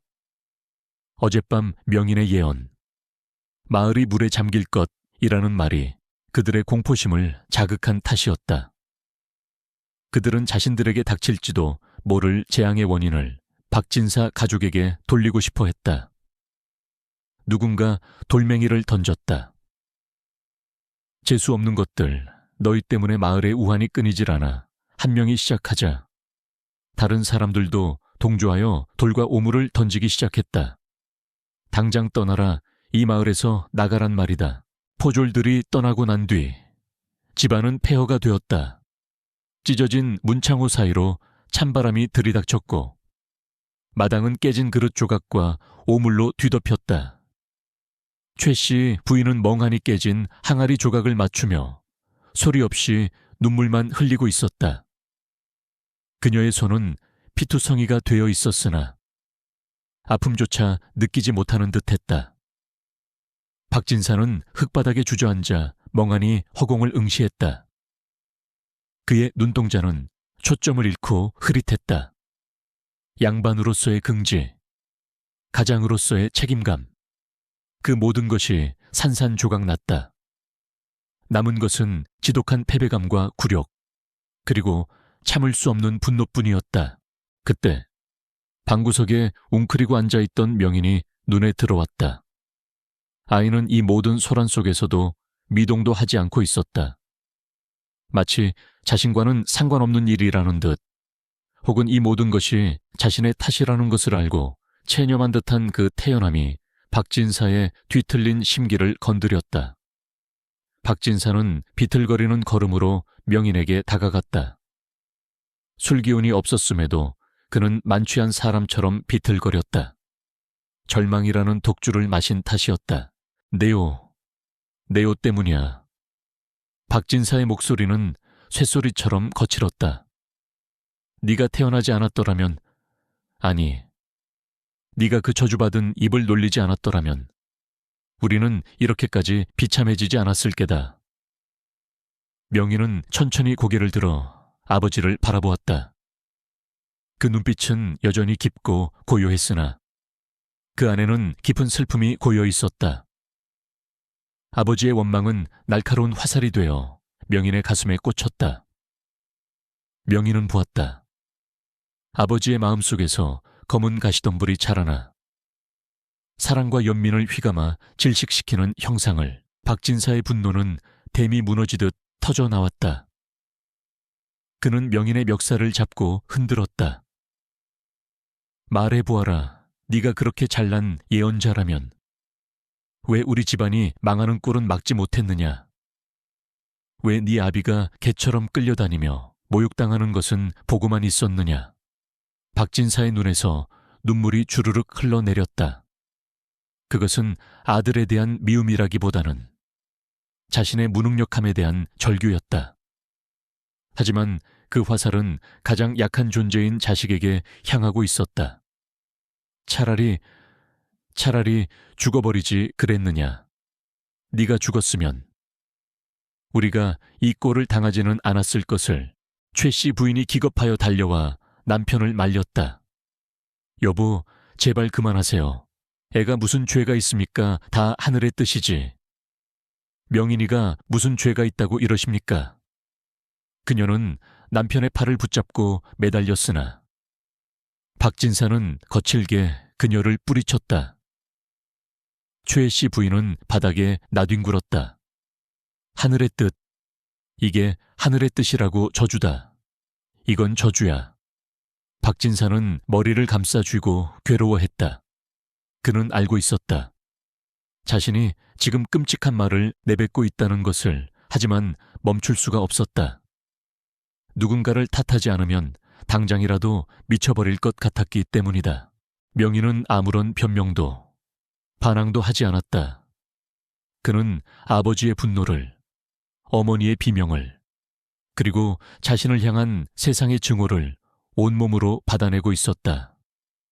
아이의 마음속은 이미 갈갈이 찢겨 너덜너덜해져 있었다. 아버지가 옳아. 나만 없었다면. 명희는 생각했다. 자신이 보는 세상은 지옥이었다. 하지만 더 큰 지옥은 자신이 사랑하는 사람들이 자신 때문에 그 지옥불에 타들어가는 것을 지켜봐야 한다는 사실이었다. 자신의 존재 자체가 부모에게는 가장 큰 형벌이었다. 밤이 깊어지자 집안에는 무거운 침묵만이 감돌았다.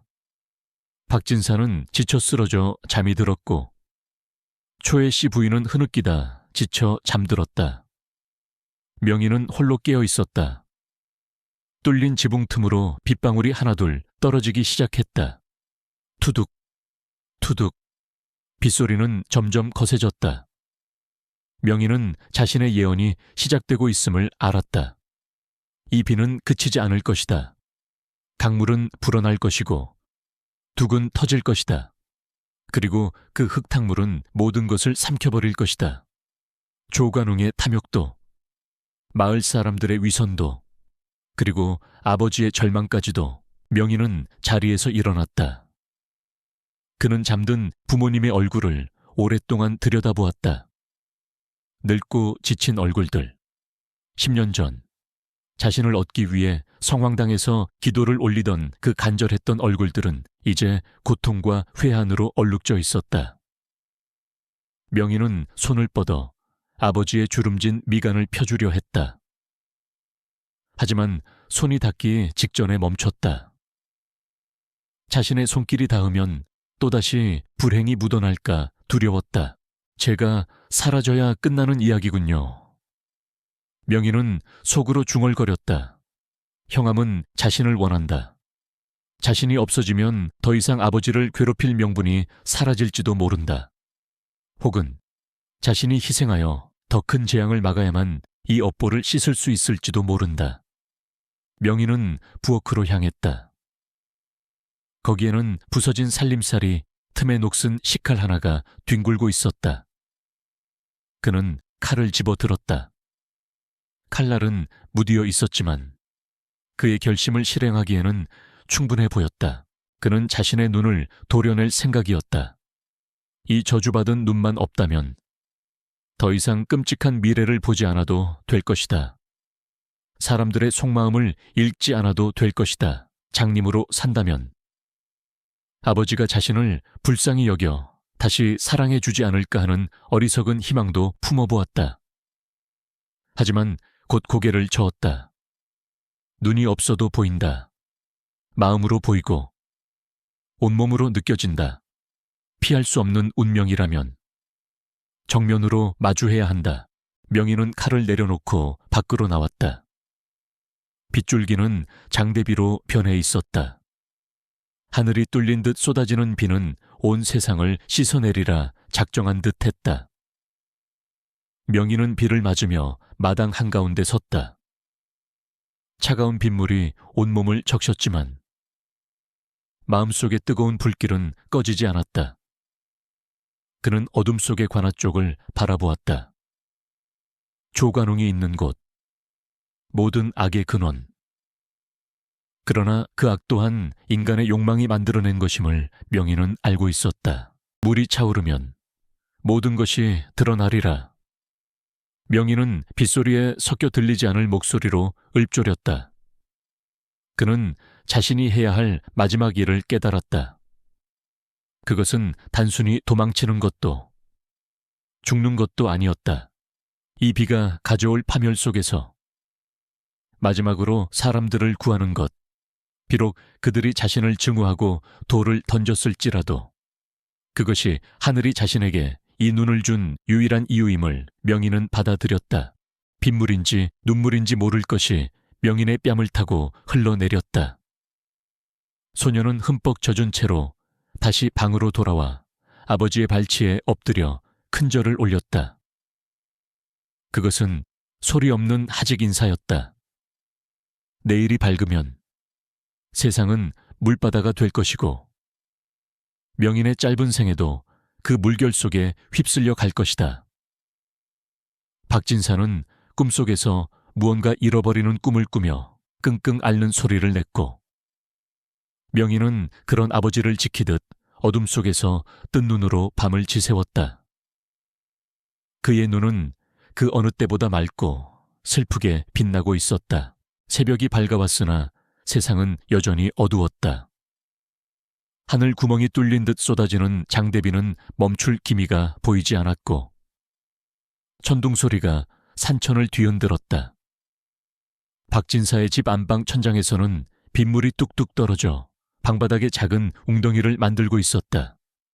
그 차가운 빗물 소리는 마치 시계추처럼 죽음이 다가오고 있음을 알리는 듯했다. 명희는 방 한구석에 앉아 깨진 사기 그릇 조각을 손에 쥐고 있었다. 어젯밤 부엌에서 주워온 식칼은 너무 무디어 마당에 흩어져 있던 날카로운 사기 조각을 몰래 숨겨 들어온 것이다. 그는 빗물 웅덩이에 비친 자신의 얼굴을 내려다보았다. 창백한 얼굴 위로 깊고 검은 두 눈동자가 유난히 도드라져 보였다. 이 눈이다. 명희는 생각했다. 사람의 속을 읽고 오지 않은 재앙을 보는 눈. 세상 사람들은 그것을 신통력이라 불렀지만 명인에게 그것은 저주이자 낙인이었다.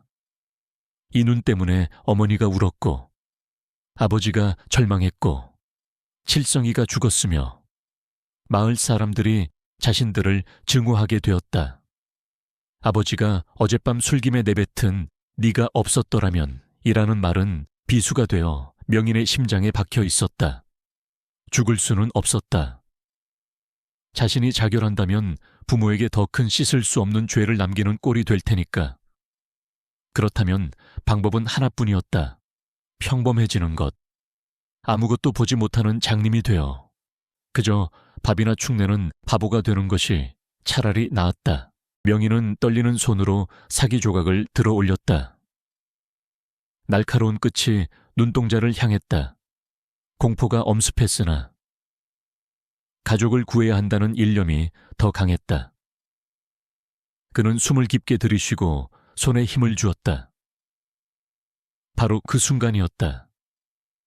잠결에 뒤척이던 최 씨 부인이 눈을 떴다. 그녀는 번개처럼 번쩍이는 사기 조각을 보고 비명을 지르며 아들에게 달려들었다. 안 된다, 명인아. 그녀는 명인의 손을 낚아챘다. 사기 조각이 바닥에 떨어지며 쨍그랑 소리를 냈다. 명인의 손바닥은 이미 배여 피가 흐르고 있었다. 이게 무슨 짓이냐? 네가 미쳤느냐? 최 씨 부인은 아들을 품에 안고 통곡했다. 그녀의 몸은 사시나무처럼 떨리고 있었다. 명인은 어머니의 품에서 힘없이 중얼거렸다. 어머니, 제가 안 보면 됩니다. 제 눈이 없어지면 아버지도 저를 무서워하지 않으실 겁니다. 사람들도 우리를 괴롭히지 않을 거예요. 저는 그냥 평범한 아들이 되고 싶었습니다. 그 말에 최 씨 부인의 가슴은 찢어지는 듯했다. 10살짜리 아이가 스스로 눈을 찌르려 할 만큼 몰린 상황이 원통하고 비참했다. 소란에 잠이 깬 박진사가 멍한 눈으로 일어났다. 그는 바닥에 떨어진 피 묻은 사기 조각과 서로를 부둥켜 안고 울고 있는 아내와 아들을 보았다. 술이 확 깨는 듯한 충격이 뇌리를 스쳤다. 상황을 파악한 박진사의 얼굴이 흑빛으로 변했다. 어젯밤 자신이 아들에게 퍼부었던 저주 섞인 폭언들이 주마등처럼 스쳐 지나갔다. 죽어버려라. 너는 재앙이다. 그 말들이 시가 되어 아들이 정말로 자신의 눈을 파내려 했던 것이다. 박진사는 무릎을 꿇고 아들에게 기어갔다. 그는 명인의 피 묻은 손을 잡고 자신의 뺨을 때리기 시작했다. 내가 죽일 놈이다. 이 못난 아비를 용서해라. 내 입이 썩어 문드러질 말을 했구나. 박진사의 눈에서 굵은 눈물이 뚝뚝 떨어져 명인의 손등을 적셨다. 그는 평생 지켜온 양반의 채통도 아버지로서의 위엄도 모두 내려놓았다. 그저 죄책감에 짓눌린 한 인간으로서 아들 앞에 엎드려 사죄했다. 내 눈이 죄가 아니다. 그 눈을 감당하지 못한 이 세상이, 그리고 이 아비의 좁은 소갈머리가 죄인 것이다. 명희는 흐느끼는 아버지를 바라보았다. 신기하게도 아버지의 등 뒤를 감싸고 있던 검은 가시덤불이 서서히 사라지고 있었다. 대신 그 자리에는 푸른빛이 감돌고 있었다. 그것은 회한과 사랑의 빛이었다. 명희는 피 묻은 손을 들어 아버지의 주름진 얼굴을 어루만졌다. 아버지, 울지 마세요. 저는 괜찮습니다. 아들의 따뜻한 손길에 박진사는 더욱 목 놓아 울었다. 세 식구는 좁은 방 안에서 서로를 부둥켜 안고 한 덩어리가 되어 울었다. 밖에서는 비바람이 몰아치고 있었지만 이 순간만큼은 방 안이 세상에서 가장 안전하고 따뜻한 요새처럼 느껴졌다. 한참을 울고 난 뒤 그들은 서로의 얼굴을 바라보았다. 눈물 자국으로 얼룩진 얼굴들이었지만 그 어느 때보다 맑아 보였다. 최 씨 부인이 부엌에서 남은 찬밥을 긁어 모아왔다. 먹자, 죽더라도 배는 채우고 죽어야지. 그녀는 억지 웃음을 지으며 숟가락을 건넸다. 그것은 최후의 만찬과도 같았다. 셋은 말없이 밥을 나누어 먹었다. 거친 밥알이 목구멍으로 넘어갈 때마다 가족이라는 질긴 인연의 끈이 다시금 단단하게 묶이는 듯했다. 그때였다. 밖에서 쿠궁하는 거대한 굉음이 들려왔다. 천둥 소리와는 달랐다. 땅이 울리고 집이 흔들렸다. 명인의 숟가락이 바닥에 떨어졌다. 그의 눈동자가 급격하게 흔들렸다. 터졌습니다. 명인이 낮게 속삭였다. 무엇이 말이냐? 박진사가 물었다. 두기, 제 방이 터졌습니다. 물이 오고 있습니다. 명인의 말과 동시에 마을 쪽에서 사람들의 비명소리가 들려오기 시작했다. 물이 다 산 사태다 도망쳐라. 박진사는 방문을 열어젖혔다. 마당은 이미 물이 발목까지 차오르고 있었고 담장 너머로는 흙탕물이 성난 용처럼 굽이치며 마을을 덮치고 있었다. 조관웅과 김대감이 횡령으로 부실하게 쌓은 제방이 기록적인 폭우를 견디지 못하고 무너져 내린 것이다. 물살은 거침없이 가옥들을 집어삼키고 있었다. 아비규환의 지옥이 눈앞에 펼쳐졌다. 여보, 어서 피해야 하오. 뒷산으로 가야 해. 박진사가 다급하게 외쳤다. 하지만 명희는 움직이지 않았다. 그는 빗속을 응시하고 있었다. 그의 눈에는 물살의 흐름뿐만 아니라 죽음의 그림자에 쫓기는 마을 사람들의 모습이 보였다. 그들은 살기 위해 남쪽 언덕으로 뛰고 있었다. 하지만 명희는 알고 있었다. 남쪽 언덕은 곧 산사태로 무너져 내릴 것이라는 것을. 살 길은 오직 북쪽. 가시덤불이 우거진 험한 바위산뿐이었다. 아버지, 어머니. 명인이 결연한 목소리로 불렀다. 북쪽 바위산으로 가셔야 합니다. 거대한 소나무가 있는 곳으로 가세요. 최 씨 부인이 명인의 손을 잡아 끌었다. 그래, 같이 가자. 어서. 그러나 명인은 손을 뺐다. 저는 할 일이 있습니다.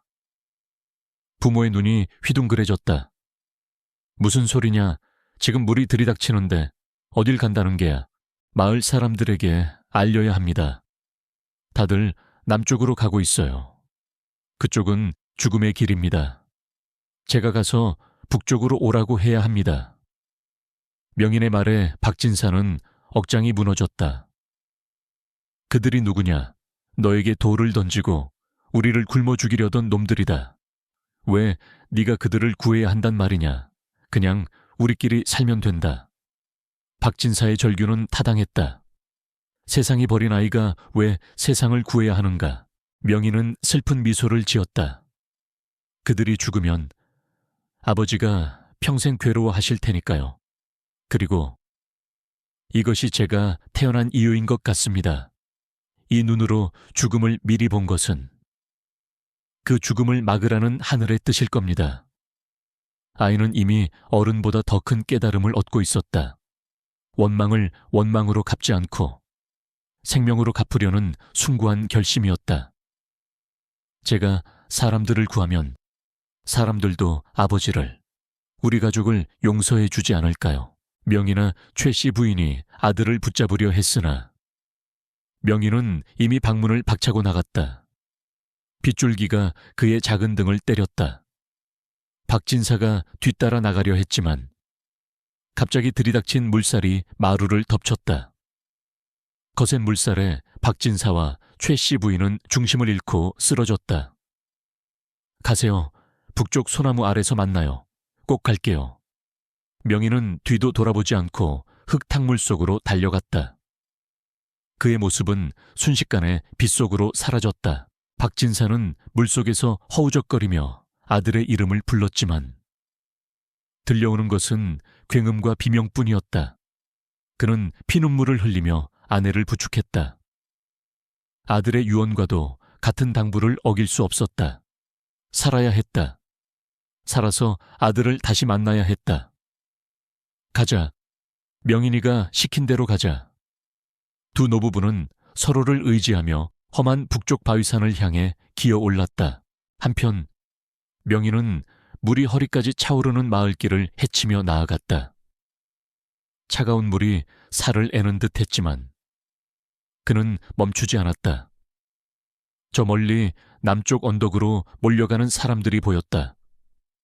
그곳은 곧 무너질 흙더미였다. 명인은 있는 힘껏 소리쳤다. 그쪽이 아니에요. 돌아오세요. 북쪽으로 가야 해요.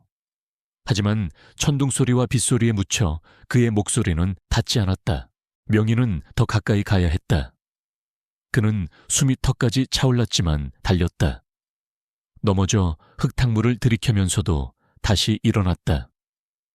그의 눈앞에는 사람들의 머리 위로 떨어지는 검은 바위들의 형상이 겹쳐 보였다. 막아야 한다. 내 눈이 보여주는 이 끔찍한 미래를 바꿔야 한다.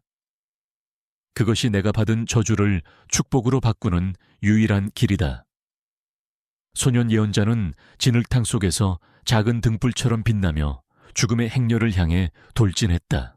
빗줄기는 폭포수처럼 쏟아져 시야를 가렸고 마을은 이미 거대한 흙탕물의 강으로 변해 있었다. 사람들은 공포에 질려 이성을 잃은 짐승처럼 울부짖으며 남쪽 언덕을 향해 달리고 있었다. 그곳이 지대가 높고 관아와 가까워 안전할 것이라는 막연한 믿음 때문이었다.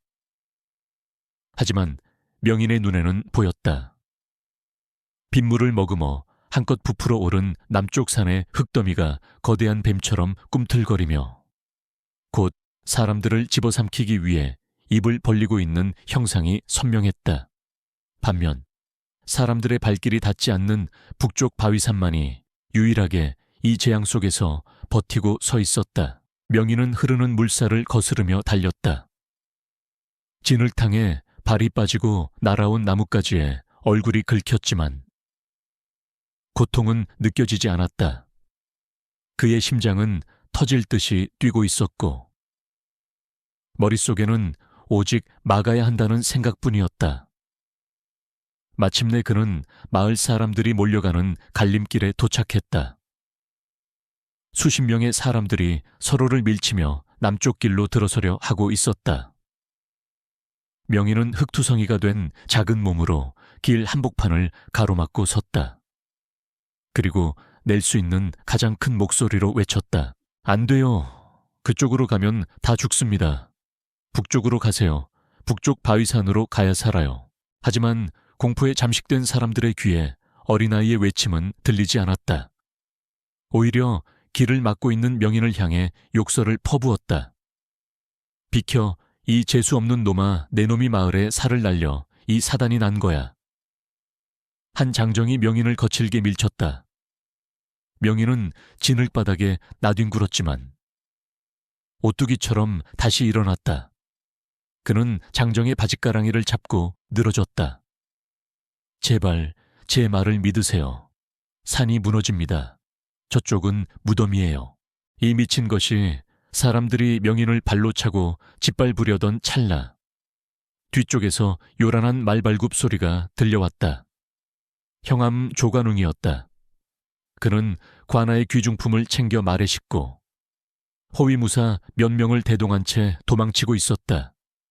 그는 백성들의 안위 따위는 안중에도 없었다. 오직 자신의 목숨과 재물만이 중요했다. 조관웅은 길을 막고 있는 사람들을 향해 채찍을 휘둘렀다. 비켜라, 이 천한 것들아. 내 말이 지나가지 않느냐. 사람들이 비명을 지르며 길을 텄다. 조관웅의 눈에 흙투성이가 된 명인이 들어왔다. 그는 비릿한 미소를 지었다. 오, 요물단지 아니냐. 네가 예언한 대로 물난리가 났구나. 하지만 나는 살아남을 것이다. 나는 하늘이 내린 사람이니까. 조관웅은 말을 몰아 남쪽 언덕길로 향하려 했다. 명인은 조관웅의 앞을 막아서지 않았다. 그는 보았다. 조관웅의 등 뒤에 매달린 검은 사신 시셔널. 그가 향하는 곳이 바로 그가 쌓아 올린 탐욕의 종착역임을. 가십시오. 명인이 나지막이 말했다. 그곳이 사또께서 가셔야 할 길입니다. 조관웅은 명인의 말을 비웃으며 채찍을 내리쳤다. 흥! 끝까지 건방진 놈. 말이 히히히 울며 남쪽 언덕길로 내달렸다. 마을 사람들도 형암이 가는 길이니 안전할 것이라 믿고 우르르 그 뒤를 따르려 했다. 그때였다. 명인이 바닥에 떨어진 꽹과리 아마도 구슬하거나 농악에 쓰이던 것인 듯한 일을 집어들고 미친 듯이 두드리기 시작했다. 찢어질 듯 날카로운 꽹과리 소리가 빗소리를 뚫고 울려 퍼졌다. 사람들의 발걸음이 본능적으로 멈칫했다. 멈추세요. 소리를 들어보세요. 산이 울고 있잖아요. 명인의 절규와 동시에 우르릉쾅 하는 굉음이 남쪽 산을 뒤흔들었다. 땅이 솟구치고 나무들이 성냥개비처럼 뚝뚝 부러져 나갔다. 앞서 달려가던 조관웅과 그의 말, 그리고 호위무사들이 순식간에 쏟아져 내리는 붉은 흙더미 속으로 빨려 들어갔다. 비명지를 새도 없었다. 거대한 산사태는 마치 굶주린 괴물처럼 그들을 집어삼키고 그들이 서 있던 길을 완전히 지워버렸다. 뒤따르던 마을 사람들은 눈앞에서 벌어진 참극에 입을 다물지 못하고 얼어붙었다. 명인이 막지 않았다면, 잠시 주춤하지 않았다면 그들 모두 저 흙더미 속에 파묻혔을 것이었다. 북쪽입니다. 명인이 쉰 목소리로 다시 외쳤다. 북쪽 바위산으로 뛰세요. 시간이 없어요. 충격에서 깨어난 사람들은 그제야 명인의 말을 믿었다. 아니, 살기 위해 따라야 했다. 북쪽이다, 북쪽으로 뛰어. 사람들은 방향을 틀어 명인이 가리키는 곳으로 달리기 시작했다. 누구도 명인을 부축하거나 고맙다는 말을 할 겨를이 없었다. 생존 본능만이 지배하는 아수라장이었다. 수많은 인파가 명인의 옆을 스쳐 지나갔다. 명인은 비틀거리며 그들의 등을 떠밀었다. 어서 가세요. 어서. 마지막 사람까지 북쪽으로 사라지는 것을 확인한 후 명인은 그 자리에 무릎을 꿇었다. 힘이 빠져나갔다. 단순히 체력이 소진된 것이 아니었다. 천기를 누설하고 정해진 운명을 비틀어버린 대가로 그의 생명력이 촛불처럼 사그라들고 있었다. 몸이 불덩이처럼 뜨거웠다가 다시 얼음장처럼 차가워지기를 반복했다. 시야가 흐릿해졌다. 쏟아지는 비가 더 이상 차갑게 느껴지지 않았다. 명이나 빗속을 뚫고 익숙한 목소리가 들려왔다. 북쪽 바위산으로 피신했던 박진사와 최씨 부인이었다. 그들은 산 위에서 남쪽 산이 무너지는 것을 보았고 아들이 보이지 않자 미친 듯이 산을 내려와 찾아 헤매던 참이었다. 진흙탕 속에 쓰러져 있는 작은 몸을 발견한 최씨, 부인이 비명을 지르며 달려와 아들을 끌어안았다. 명인아, 정신 차려라. 엄마 왔다. 명인은 힘겹게 눈을 떴다. 흐릿한 시야 속에 부모님의 얼굴이 들어왔다. 흙투성이에 눈물 범벅이 된 얼굴들이었지만 명인에게는 세상에서 가장 아름다운 모습이었다. 어머니, 아버지, 명인의 입술이 파르르 떨렸다. 사람들은 다 살았나요? 박진사는 아들의 손을 잡고 오열했다. 그래, 다 살았다. 네가 살렸다. 네가 다 구했어. 그러니 너도 살아야지. 제발 눈 좀 떠보거라. 박진사의 뜨거운 눈물이 명인의 차가운 뺨 위로 떨어졌다. 명인은 희미하게 미소 지었다. 그 미소는 그가 태어나서 처음으로 지어 보이는 근심 걱정 없는 평온한 미소였다. 아버지, 이제 아무것도 보이지 않아요. 명인이 속삭였다. 무서운 것들이 다 사라졌어요. 그냥 따뜻해요. 그동안 그를 괴롭혔던 끔찍한 환영들, 사람들의 검은 속내, 다가올 재앙의 그림자들이 깨끗이 씻겨 내려갔다. 그의 눈앞에는 오직 하얀 빛과 부모님의 사랑만이 남아 있었다. 명희는 자신이 세상에 온 이유를 완수했음을 느꼈다. 짧은 생이었지만 헛되지 않았다. 그가 흘린 눈물과 고통이 다른 이들의 생명이 되어 이어질 것이었다. 조금만 잘게요. 명인의 고개가 힘없이 최 씨 부인의 가슴으로 툭 떨어졌다. 잡고 있던 박진사의 손에서 온기가 빠져나갔다. 명이나 부모의 절규가 빗소리에 섞여 허공으로 흩어졌다. 하늘도 그 슬픔을 아는지. 며칠 밤낮을 퍼붓던 비가 서서히 잦아들기 시작했다. 먹구름이 갈라지고 그 사이로 한 줄기 창백한 달빛이 내려와 죽은 아이의 얼굴을 비추었다. 감겨진 명인의 눈은 이제 더 이상 세상의 추악함을 보지 않아도 되었다. 그는 영원한 침묵과 평화 속으로 돌아간 것이다. 비가 그친 새벽, 살아남은 마을 사람들이 하나둘씩 산에서 내려왔다. 그들은 갈림길 한복판에 주저앉아 통곡하는 박진사 부부를 보았다. 그리고 그 품에 안긴 작은 영웅의 시신을 보았다. 사람들은 말을 잃었다. 자신들이 요물이라 손가락질하고 돌을 던지고 굶겨 죽이려 했던 그 아이가 자신들의 목숨을 구하고 대신 죽은 것이다. 수치심과 죄책감이 파도처럼 밀려왔다. 누군가 먼저 무릎을 꿇었다. 이어서 다른 사람들도 하나둘씩 흙탕물 속에 무릎을 꿇었다.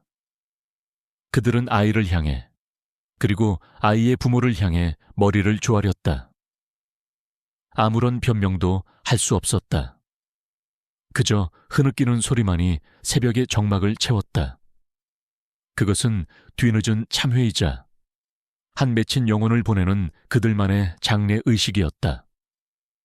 명인은 죽어서야 비로소 괴물이 아닌 사람으로, 아니 그 이상의 존재로 사람들의 가슴에 남게 되었다.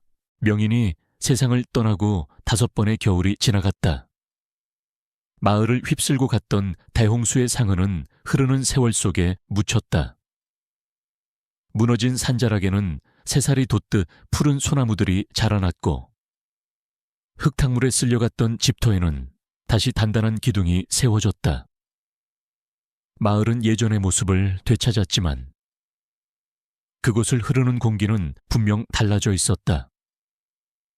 사람들의 눈빛에서는 도끼가 빠져나갔고, 목소리에는 거친 기운 대신 조심스러움과 겸손함이 배어 있었다. 그들은 더 이상 남을 헐뜯거나 시기하지 않았으며, 작은 불행 앞에서도 누군가를 탓하기보다 자신을 돌아보았다. 그 거대한 재앙과 한 아이의 희생에 남긴 묵직한 교훈이 마을 전체를 거대한 사당처럼 경건하게 만들었기 때문이다. 박진사와 최 씨 부인은 마을을 떠나지 않았다. 그들은 마을 북쪽, 명인이 묻힌 바위산 아래에 작은 초가집을 짓고 살았다. 예전에 으리으리했던 기와집과 양반의 허례허식은 모두 버렸다. 박진사는 더 이상 도포 자락을 휘날리며 글을 읽지 않았다.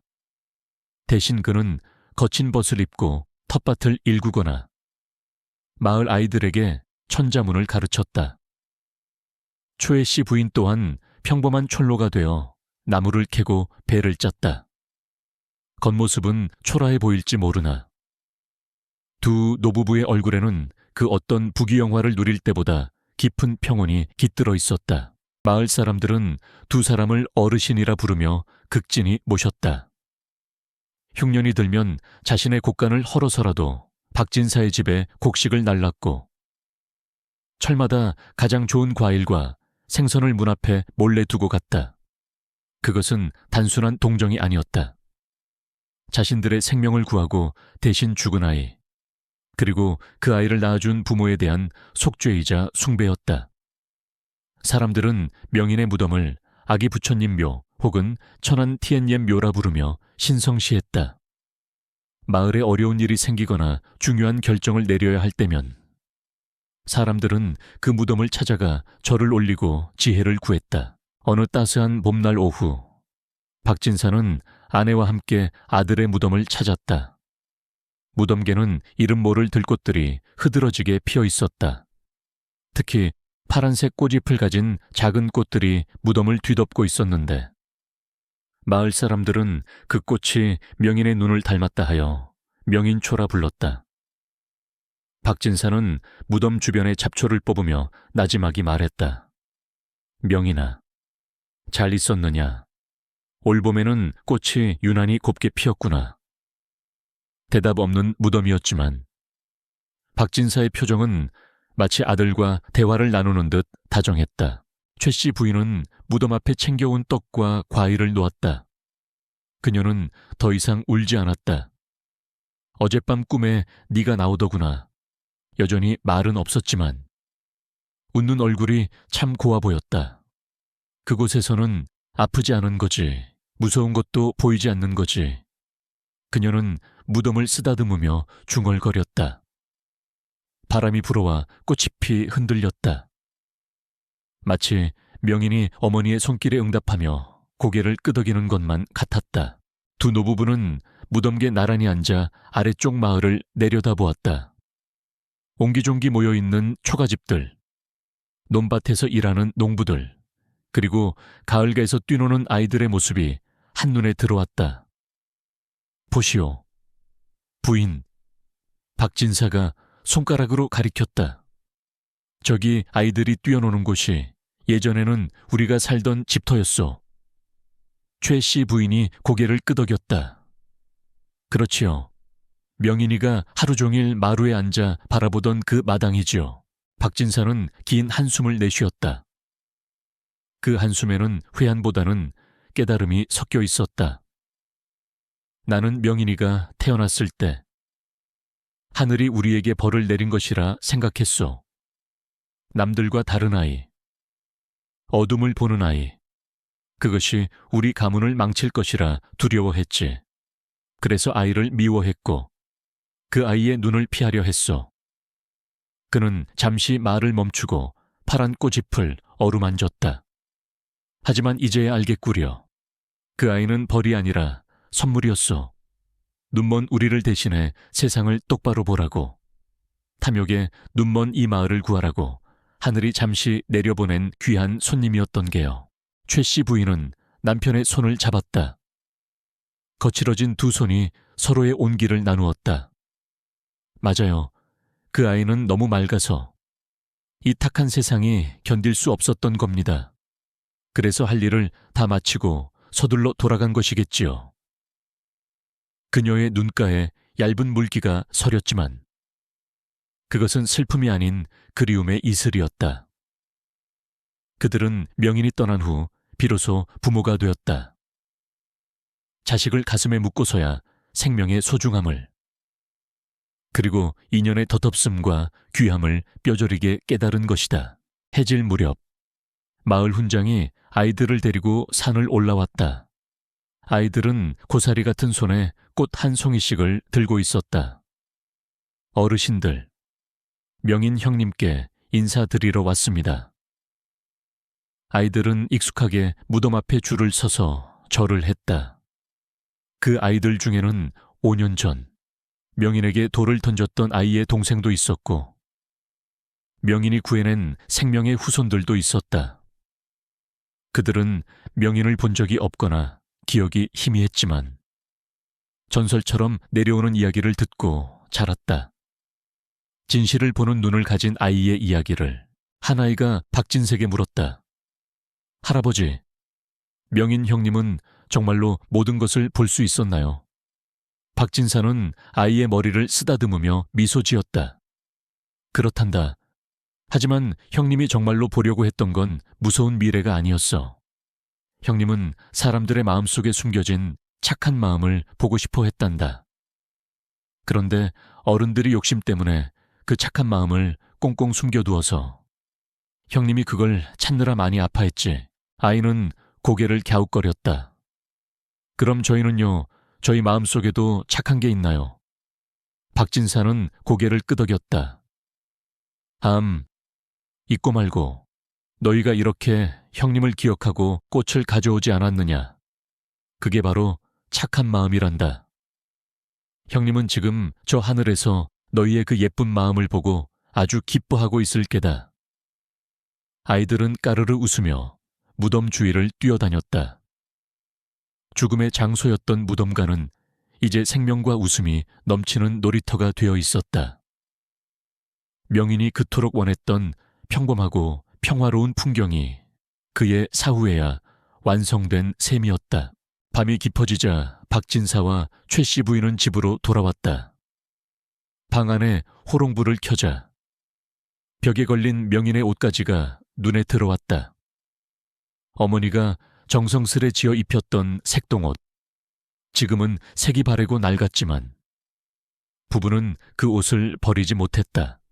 하지만 더 이상 그 옷을 보며 울지는 않았다. 박진사는 책상 앞에 앉아 먹을 갈았다. 그는 요즘 명인의 이야기를 책으로 엮고 있었다. 후세에 남겨 다시는 욕심으로 인해 눈이 멀고 귀가 먹는 일이 없도록 경계하기 위함이었다. 책의 마지막 장을 쓰던 박진사는 붓을 멈추고 창밖을 내다보았다. 밤하늘에 별이 총총히 박혀 있었다. 유난히 밝게 빛나는 별 하나가 마치 명인의 눈동자처럼 그를 내려다보고 있었다. 박진사는 마음속으로 아들에게 말을 건넸다. 명인아, 부디 다음 생에는 아무것도 보지 말고 아무것도 듣지 말고 그저 바람이나 되고 구름이나 되어 자유롭게 살거라. 이 아비와 어미의 자식으로 오지 말고 저 넓은 세상의 주인이 되어라. 바람이 창호지 문을 덜컹거리며 지나갔다. 마치 알겠습니다. 아버지 하고 대답하는 것 같았다. 최 씨 부인이 다가와 남편의 어깨에 겉옷을 덮어주었다. 밤이 찹니다. 그만 주무시지요. 두 노부부는 불을 끄고 자리에 누웠다. 어둠 속에서도 그들은 외롭지 않았다. 보이지 않아도 느껴지는 존재. 들리지 않아도 들리는 목소리가 그들의 곁을 지키고 있었기 때문이다. 세월은 계속 흘렀다. 박진사 부부도 언젠가 흙으로 돌아가 명인의 곁에 묻혔다. 하지만 명인의 이야기는 사라지지 않았다. 마을 사람들의 입에서 입으로 할머니의 무릎베개를 벤 아이들의 귓가로 전해지며 전설이 되었다. 비가 오는 밤이면 사람들은 북쪽 산을 바라보며 말했다. 저기 명인 도령이 우리를 지켜보고 있어. 죄짓지 말고 착하게 살아야 해. 그렇게 천안화 티엔옌 후어라 불렸던 재앙의 이야기는 세월의 강을 건너며 천안화 티엔옌화라는 아름다운 꽃의 전설로 다시 피어났다. 슬픔은 승화되어 향기가 되었고 고통은 걸음이 되어 땅을 비옥하게 만들었다. 하늘이 보내고 하늘이 거둔 아이. 그 짧은 인연이 남긴 긴 여우는 영원히 그 마을을 떠나지 않았다.